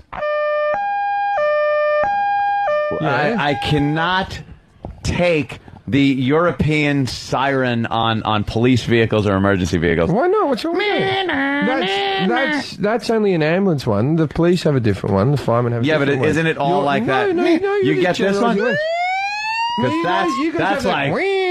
That's like fucking no, the fire ones. That's get the fuck out of my way. Yeah, that's the fireman in Britain. That's the fireman. Yeah? In Britain. Yeah. And they get there and go, all right then. Yeah, they go, all right, little tiny flower. We don't have hoses. The cops don't have guns that we don't have They hoses. don't give the firemen hoses. We have to. All right, bucket brigade. Bring your own water. All right, we call them the bucket brigade. That's what I loved about the LA fires, and what wasn't there to love. I enjoy the fact that the reason that LA was burning down is because of all the imported gum trees from Australia. You dumb fucks, right? They were burning in Australia for hundreds of years, and then someone went, "Oh, they look nice. We'll put them over in California." They're full of eucalyptus oil. They will burn all day. That's the reason. Wow. That's the reason it keeps going. Australia has the worst bushfires in the world, and now California, because you don't even have koala bears. What do you need the tree Eucalyptus for you. Yeah, what do you need the eucalyptus for? We'll sell you the anything. oil if you want to put it on your bloody chest when you got a thing. We'll sell it to you. You don't need the homegrown stuff. So much wasted space down there in Australia. A lot of wasted fucking land. Yeah, but there's not enough water. We've got water shortages. Yeah, but there's ways to pump it in, and you know, look at what the U.S. of A. did. We find rivers or this or that or desalination plants. Have you been to the middle of Australia? Have you been to the middle of Australia? Never. It's not wasted. No one would ever live there. No one would live there? It's just red dirt. Is it's it? just the most horrible crap you have ever seen. There's nothing. There's one town in the very centre called Cooperpedy, right? Cooperpedy. It's so fucking hot and red and shit, right? They all live underground. There's no type of thing. There's just holes in the ground with ladders. Get the fuck out of here. I'm not kidding. You look That's fantastic. You look up Cooperpedy on the internet, and it's just a town where they all live under the ground. There's underground video stores, and it's just. Are you shitting me? So because it's cooler down there. There's no heat. So it's not primitive underground. It's like Fraggle Rock. That's the fucking town. It's Fraggle Rock. Cooperpedy. There's even a scene where they go to it in Priscilla, Queen of the Desert, where they all where she goes. Wow. They live underneath. How do they keep water from flooding them? It doesn't rain out there ever. It never rains. How do they get water? They would love a flood. That would be a great day. They would be so chuffed with that. You see little Amy? She died during the floods, but I'm not thirsty anymore. Just red clay running down your hole. Oh yeah, it's just red crap. I'm sure there is some type of ventilation. I've only driven past and had a quick look in on a desolate day. I did it once, and I don't have any need to go there again. It just always struck me as anytime I watch a show about the outback and people are out there in their vehicles, and it just looks like if anything happens, you are so completely fucked. Did you see that Wolf Creek movie? No. Wolf Creek, that's a scary fucking film. Just about a serial killer because that's all these people die. All these British backpackers the car breaks down and they're never found again. Never. Not the car, nothing is ever found again. Because there's heaps of serial killers out in the middle. They just hang out. In the middle? It's like a fucking video game. Yeah, there's heaps of serial killers. There was this one guy, what's his name? Ivan Milat. And they caught him for like fucking 10 people. They're giving him 10 life sentences. They can't put him in prison for any longer. And his last thing as he left the court is he went, "They'll never find all of them. Hey? They'll never find them all." And then occasionally they find another body. He goes, "Oh, you got me." that's me as well. That was another one of mine. Did you find a boyfriend? Oh, she didn't have a boyfriend. No. Wait, how long did he kill for? What's that? How long did he kill for? How long did they kill for? How long did he kill for? It could have been anywhere between 10 and 20 years. Oh, wow. Fuck. He's really... See that Wolf Creek, man? That's fucking... Because that's based on a true story. It's based on a true story of these British people that just went missing, man. And there's petrol stations in Australia where if you don't stop at that petrol station, if they see you drive past, they go, well, he's dead. You have to stop. That's the one you have to stop at. No matter if it's even just to top it off a little bit, you've got to stop. You've got to stop there because there's not one for another 1,000 miles or some fucker like that, right? And it's like people drive past it going, well, that petrol's a bit pricey. Too fucking loaded. You're dead. Yeah. Wow. I suggest you just pay what they ask. Yeah. Let's go to Nashville. Neil, what's up? That's great. We're hanging with Jim Jefferies. Yeah, I was just going to mention the town he's talking about, Cooperpediac, Australia, is where they filmed a lot of scenes for Star Wars and stuff, and that's where they have a lot of the replica ships that they were just so big they didn't move them. They just left them out in the middle of the desert where you can go visit them and stuff. It's so far out in the middle of nowhere. Oh, really? Yeah. How about that? That's all I got. A little knowledge. Speaking of Star Wars, I'll tell you a little story. I don't know if this is funny or not. My other brother, not the cop, my other brother was the property manager of Fox Studios when George Lucas came to do Attack of the Clones, right? Because they did that in Sydney, right? Mm-hmm. And so my brother is sitting there. He's such a fucking dick, right? and he's sitting there with George Lucas, and he goes, George Lucas is about to sign the contract, and he goes, "Can I be a stormtrooper?" And George Lucas goes, "Well, all the stormtroopers in this film are going to be CGI, so I'm sorry you can't be a stormtrooper." And then he goes, "Oh, is there like a bar scene like in the first film? Could I be like a bounty hunter or something like that?" And then George goes, "Look, the entire film's already cast." And my brother goes, "For fuck's sake, George, I'm giving you a good deal, right? If you watch Attack of the Clones, right, when Obi-Wan Kenobi chases the bounty hunter into the bar, there is a lizard at that bar. My brother, right? and his eyes follow the camera, like he just sort of gives it a... I know that's not good radio, but that is a true story. I have to see that now. I'll have to watch for that's that your part. brother. What a tool. What was he giving the eyes like Pee-wee did in Pee-wee's Big Adventure? Got the movie part. Paging Mr. Herman. Looking into the camera. He's been a few. He was in. He's an extra in The Matrix, and he's an extra in Moulin Rouge. And really? He had all this power at the studio, and he was meant to be the guy in charge, and instead he's just extorting parts out of these people. He's just a fucking idiot. I was an extra in Moulin Rouge in the bit where Nicole Kidman's swinging her thing, but you can't see me. But I was in a top hat waving money, but I never get on film. But I spent a day watching her on a trapeze thing going, no matter how they paint that chick, she's never quite hot. I'm sick and tired of people telling us what hot chicks are on movies. They're going, "Oh, Nicole Kidman's a sex symbol." Is she? Who fucking decided this? Is that weird looking pasty skin ginger bird a sex?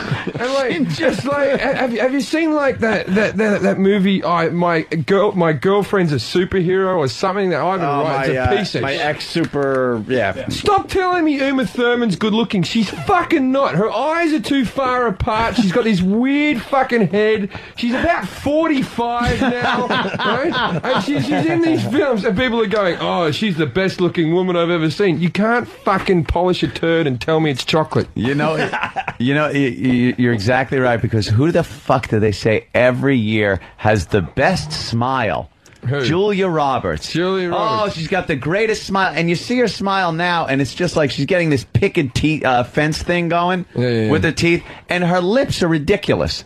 They're not attractive at all. No. But people tell you, some magazine tells you that's how it is, and you're supposed to go, "Oh, okay." She does have a nice smile. She's cute.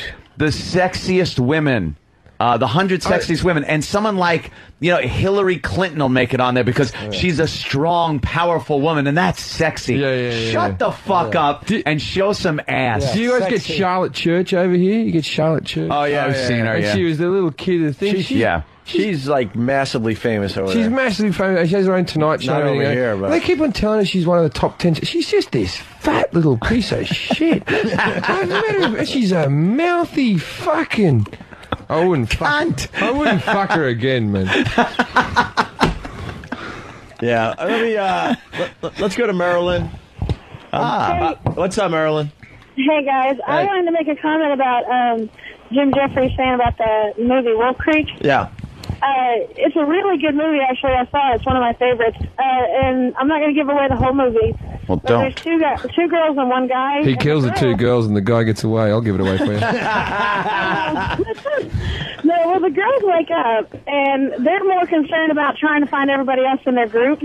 And the funniest part about it is the guy wakes up, doesn't even look, and he's like, fuck this, I'm out of here.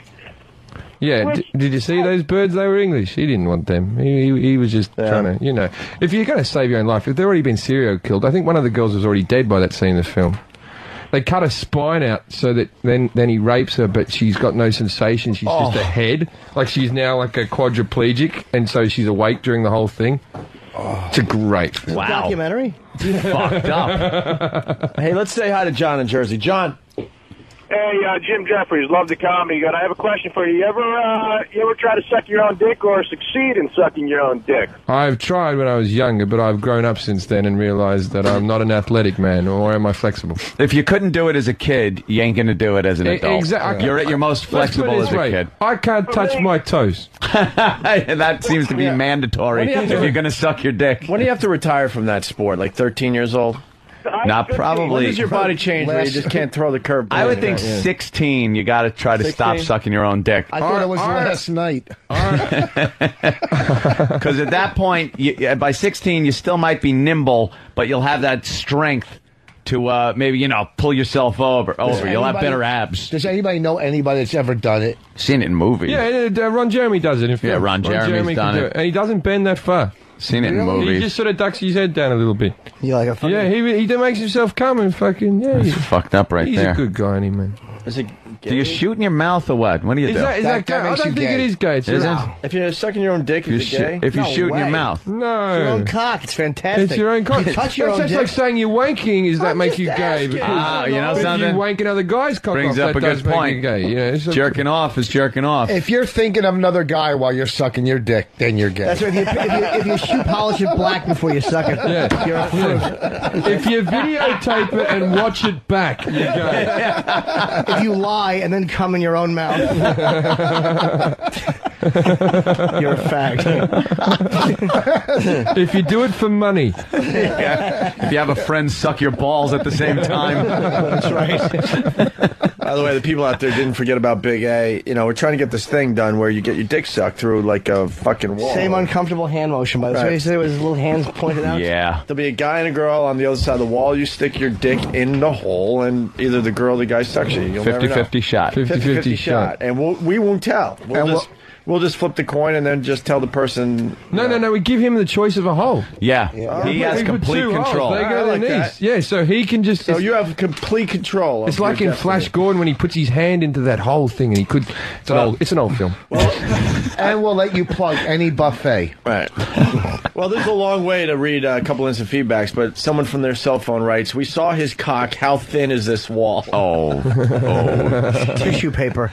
Well, funny you should say that.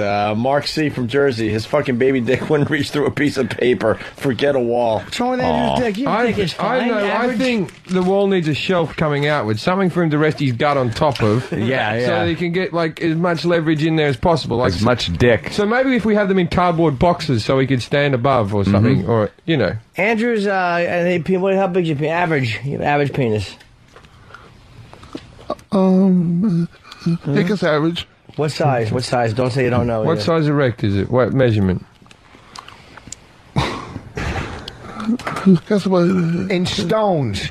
Yeah. It's a Wednesday cock. It's Wednesday. What is it? My cock is 3 pebbles. I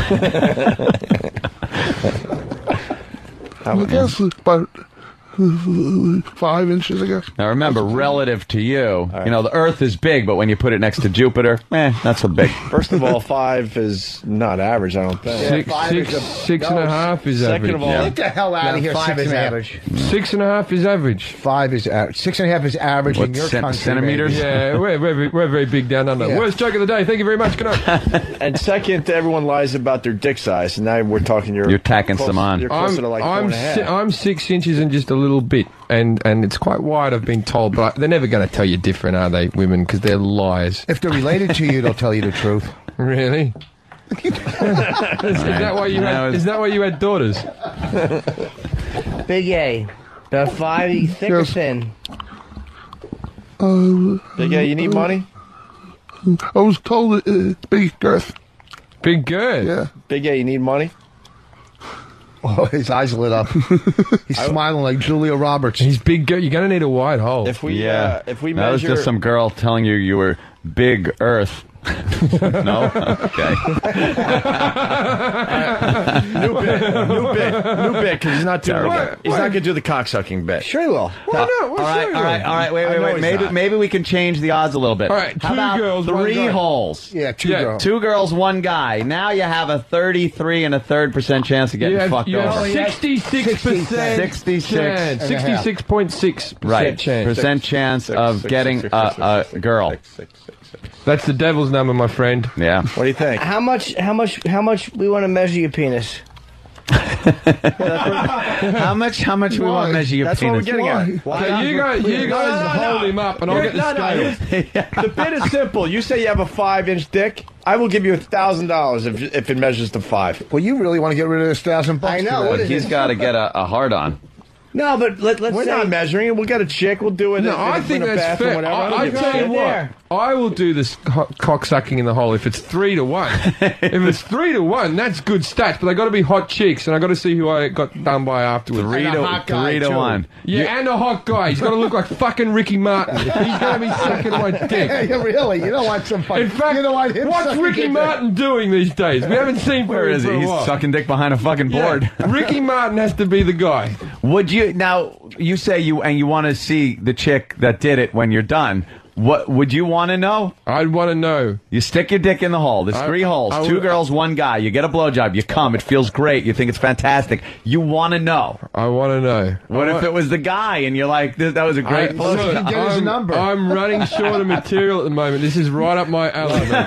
Look, you're going to be in town for a while. Don't make us go with this. I'm back on tour in this country in March. You have a lot of time to plan this. I will be back. It's not that hard to drill a hole. But I tell you what, I want a contract, because if I get behind, there's 3 guys behind that wall or something, I'm fucking suing. Right. I've never We sued in couldn't my possibly life. have that. You have to be fair. There'd have to be 2 real fucking smoking hot. He can't be the guy. No. I will know if there's a stutter on the end of my dick. Hey, hold on, Big A. We want to measure your penis. It can be soft. It doesn't matter. Who's going to measure his Well, penis? there's a girl out there. Will she measure it? A soft is not going to get the job done. That's going to be way less than 5. Oh, yeah. We're just curious, soft. I wanna Man, I'm measure. curious. Do you really Penis, reckon it does she? still goes up? Come on, let's be Get honest. him hard. It is, Here, it is, Big A, how about you just pull your Get 'em underpants hard. out and then Jimmy can take a peek? I don't want to take a peek. No. Just to see what it Just looks like. give us a look at it. Do you want to get him hard? Put a roast beef on the Have table. have you lads seen it before? No. I think we sorted it when the Nah, chick was he jerking got a him off. handy through his underwear, like through his could kinda underwear get- leg. You definitely got Did that. he come? No, there were issues that day. Really? Yeah. Yeah. Do you mind if I retell the story? Big A doesn't like this, but No, he hates the we had story. 2 prostitutes, Wait, Andrew, what's ladies the of the matter? evening from. Were they nice? Here, turn off the spotlight. If you're in the shadows, maybe He hates you'll feel this more story. Why does he comfortable. hate this story? Andrew, what 2 do you- girls from the Bunny Ranch came in. Yes. And we got him to, mess around with Big A. One girl tried to jerk him off, but he never got hard, never came.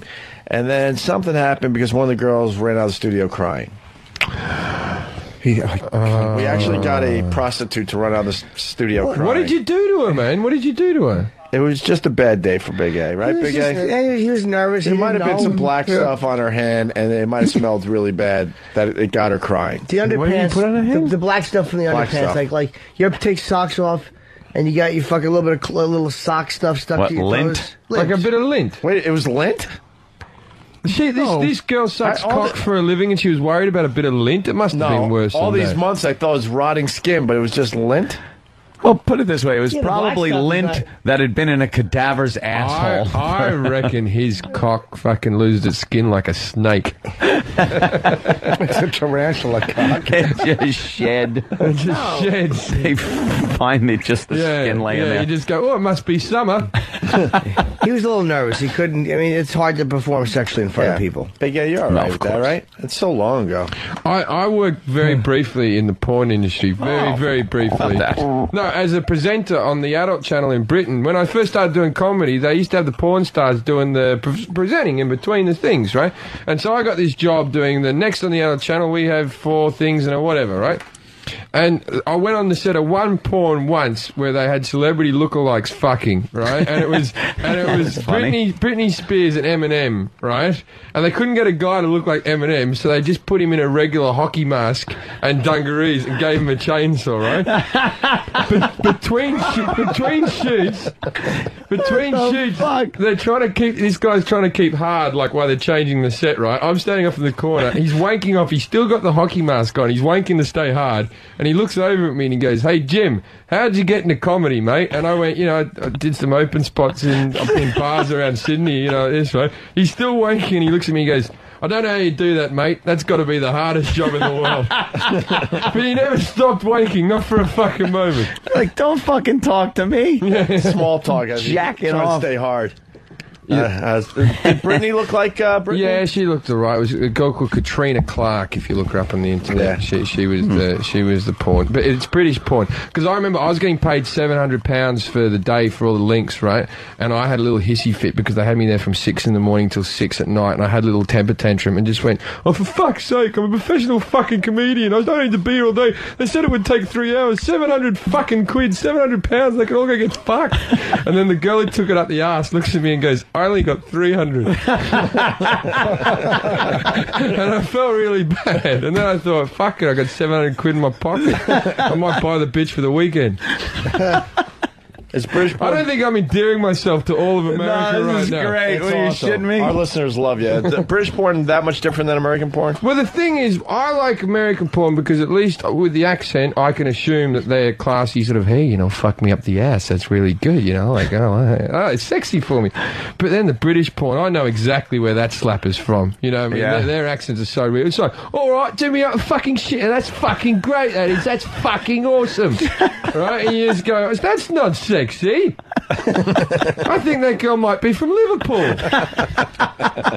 Plus, they're not cut, are they, over there? What? Not I'm circumcised. All Australians are circumcised during the 70s because of sand and heat and stuff, right? Yeah, the red dirt. Yeah, no, they've got that sweaty hood on the top of them. That's fucking. I tell you what, British chicks, man, when they see a circumcised cock, it's a novelty for them. They like they look at it. They they like it. Yeah. Yeah. So Big A, we'll put a British girl on the other side of the wall. Are you clipped, Big A?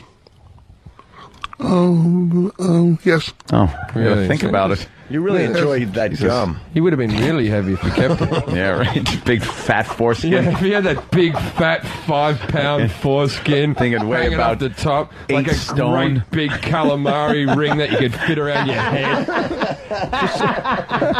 Wow. Looks like. I'm never gonna eat calamari. It's like giant squid melted, pulled out of the fucking ocean. You do the prostitutes, on the end of Jim? his What's that? You do the prostitutes? Do I do prostitutes? I have done, but I don't do any on a regular basis. No. No, well, it's illegal in this country. Well, that's what they say. I have done in Amsterdam because I'm a tourist. When you work in the legal clubs in the States here, are girls hitting on you after the show? I've had a bit of sex since I've come to this Have you? town. Yeah. I've had a little go. In New York or on the road? Not in New York yet. It's hard. During the Leary gig, I went straight out with my management agents and stuff like that, and so I didn't get to see anyone after the gig. And I thought I could have gotten laid down, and then. But see, the weird thing about Dennis Leary is, right? Did you notice, right, that he used to be, when I was young, he was like this hip sort of like dangerous comic. Now, because of Rescue Me, he seems to be like a 40-year-old fat woman sex symbol.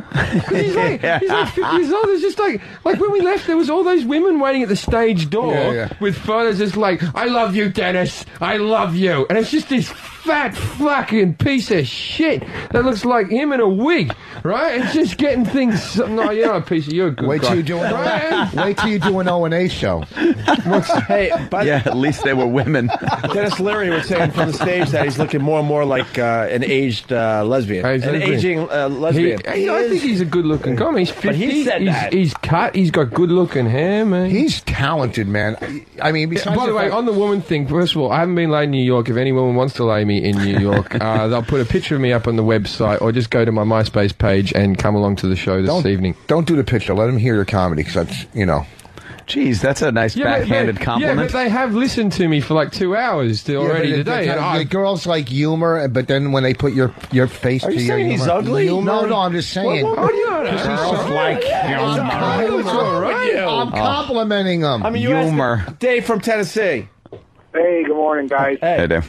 Rich, why was the first question you asked about British porn that the guys are unclipped? Because it's so gross. If you're going to watch porn... Rich is a fucking Peter Pumper. Rich likes to looking at a nice cock in porn. And you sat and stared at the old man's cock for 15 minutes. No, I was staring at the whole situation. Yeah, and the whole situation. Pondering that situation. All based around the one cock. No.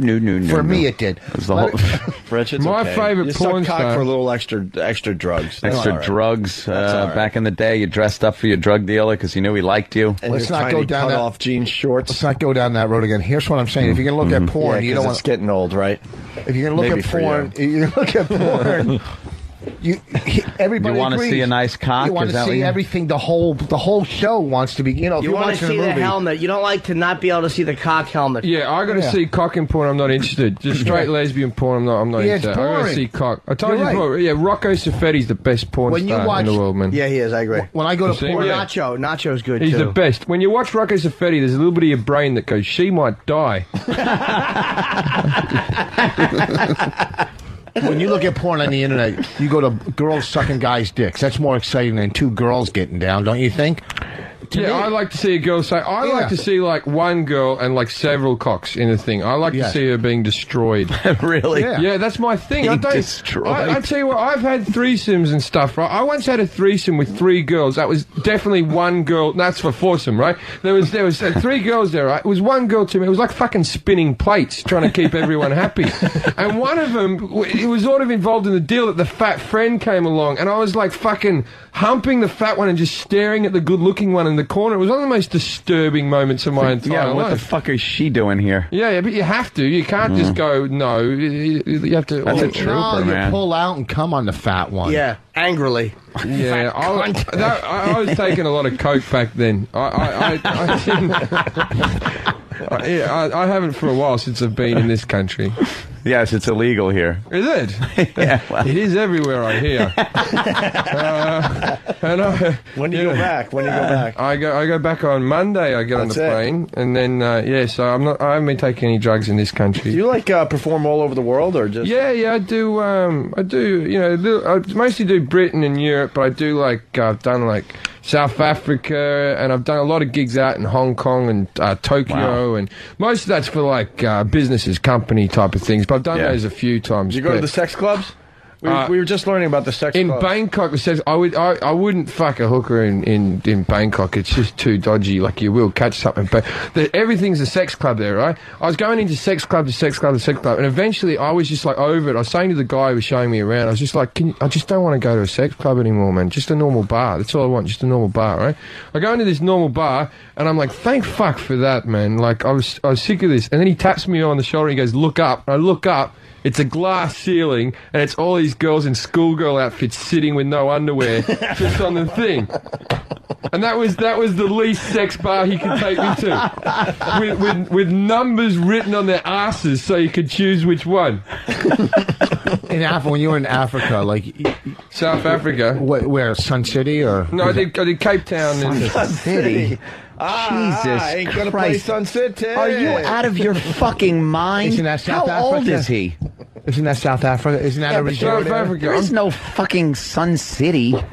Oh. There's no big fucking Sun City anymore like that. There was Cape Town's a cracking place, Listen, man. fucking history buff. I don't keep up on. I'm just asking questions about the fucking poverty. But you're way off. Hey, did you play Mesopotamia? Did you play Mesopotamia? Make sure you get your contract on papyrus. That's right. I'm doing a tour of Persia. Chiseled in stone. You couldn't fuck a girl in Africa. No, There's no way. I used to have my girlfriend when I was in Africa. I cheated on her with this bird, and fucking the condom busted, and I was so worried. But the cool thing about South Africa, one of the nicer things is they'll do you an AIDS test in like 10 minutes, right? And because 1 in 4 people there have AIDS, you don't want to know that quick. Why are you waiting there? Why are you waiting there for your AIDS test? I'll bring someone with AIDS to come down and sit with you and go, it's not that bad. That's what they do. Just when it comes through, they go, look at me, I'm all right. Not bad. You heard of Magic Johnson? He's all right. When's Magic Johnson going to start looking like he's got AIDS? How long is that going to take? Like, Never. he looks so healthy, I'm starting to think I want AIDS. We send them rubbers to South Africa to help the AIDS, and they take them and staple them on paper and pass them out. Yeah, it's just a joke, though. We're just having a bit of a laugh. There's just no knowledge. I'd be a fucking king there. I tell you what, there is a bad thing in South Africa with some of the less educated areas where they think if you fuck a virgin, that takes the AIDS away from you. So there's a big rape thing with young girls and everything. And I'm not going to joke about that because that's pretty fucking... Well, they're an advanced culture. They're very good people. Have you ever performed at Brokerage in Long Island? Because I'll be there this weekend. I've never been to Long Island. Jesus, dude. What are you doing? You? Nice segue. Yeah. Your mum. That's what she said. All right, we're gonna do line of the day and get out of here. I have to tinkle. What's line of the day? What's line of the day? Is that some famous person who said something? No. It was. See, we are very competitive on this program, and am I up for an award? Every day you could be very well right. be. Yeah. So every day, the little quips, little lines that we've all thrown out willy-nilly during the day are reviewed by our crack staff, and there are a couple of runner-ups, 4 today. And 1 winner, which is dubbed Line of the Day, which, according to our crew, is the funniest knee-slapping, hardy har thing that was said all day. All right. A very competitive program. I just want to say something really funny now. I could still win. You can't get it under the wire. Sometimes some people say something funny. And this is a trick that people have been using. After the runner-ups, someone will throw something funny out and go, that was Line of the Day. It doesn't work that way, fella. And it's brought to you by BowDogFantasy.net. Free live scoring stats, bios, and news that will help you win big this season in fantasy football. All at BowDogFantasy.net. Here's a runner-up line of the day. He would have been really heavy if he kept it. Yeah, right. Big fat foreskin. Yeah, if he had that big fat 5-pound foreskin thing would weigh about up the top, 8 like a stone. Great big calamari ring that you could fit around your head. Runner up. Thank you. You got a runner up so far. Right, how good must these other lines be if that is the 4th last one? That's 4th runner up, man. Wow. Let's play another one. Another runner up line of the day. No, we didn't hear you. What was that? Could have been a good one. You said there's nothing worse than the F word. I go tell dog that. We heard you. Not quite a line of the day, an insult. That was more of a zing. Yeah, a zing. All right. Any abuse of Rich Voss, though, deserves some Big credit. A, any plugs? Nothing much, no. Oh. I have no plugs. This is, Ron and Fez at noon? No? No Ron and Fez today? Why aren't you saying anything? Yeah, what? You don't like those guys anymore? What happened? What'd they do to you? nothing. Big A, what happened? What happened? What happened? Wow. Nothing. You have a falling out? I don't know. Oh, wow. Wow, is he twitching? Why are you nodding your head really? No. You're like nodding your head up and down. I got to call him like I see him. Who was it, Ronnie? Ronnie jumped on you? No. Why are you giving us a thumbs up on that? I just say that. Holy shit. Ronnie, what did he do to you? He threw you out of the studio? He doesn't want you in? Never. He was mean to you? Oh, he was mean to you. All right. Why are you writing notes now? You can just say it. Jesus, Ronnie was being mean. Okay. What happened? Nothing. What the hell is... You what? You want to start getting paid? Now you're just making things up. If you're Now just making things up on paper. I know, but the other stuff was Well, don't you pay him? If you're, you feel if you're working for them, in some capacity, you want some cash. I understand. All right, here's another runner-up line of the day. You got a horn from a locomotive in the guy's closet. Yeah.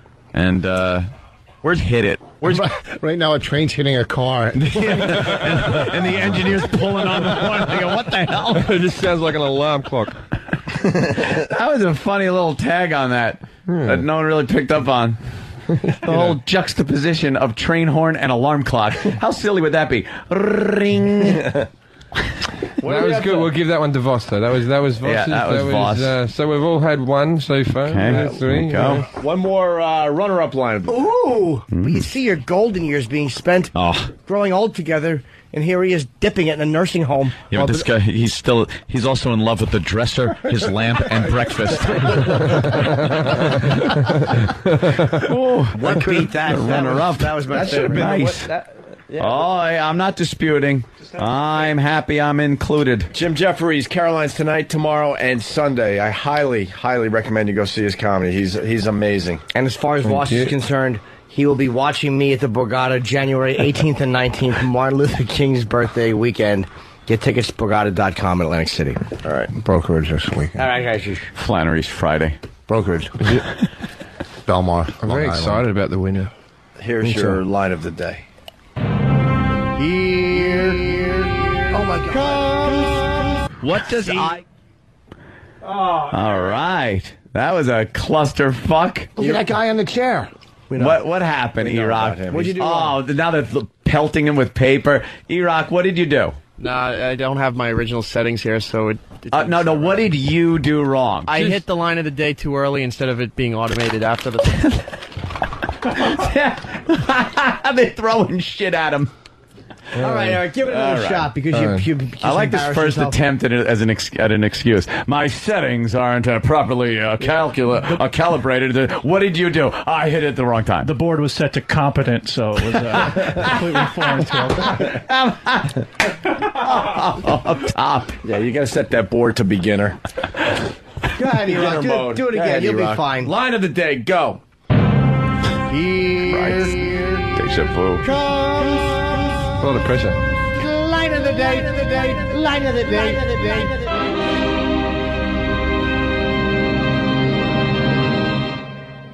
What does IQ stand for? Intellectual quotation.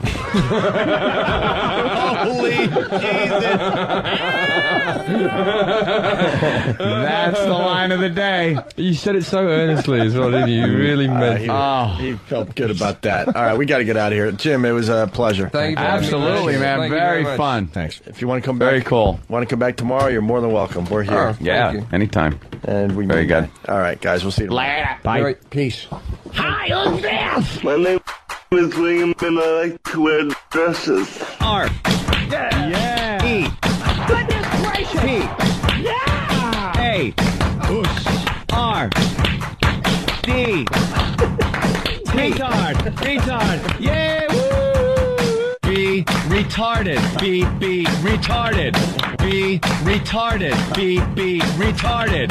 Stomp your hands and clap your feet. Retardation can't be beat. You know we retarded. T-A-R-D. T-A-R-D. Retard. Yeah. Woo. My name is William, and I like to wear dresses. The art of the homo. Steve from Foundry. Also goes by the name Chest Rockwell. Smooth Lebanese arms. He's tantalizingly tattooed. A big buxom bear. Glaring in every turn. That's terrible. He's sorry. He may say no, but you'll be saying yeah. Chest shaved as smooth as a baby's bottom. Tantalizing turquoise rings. Martini Steve.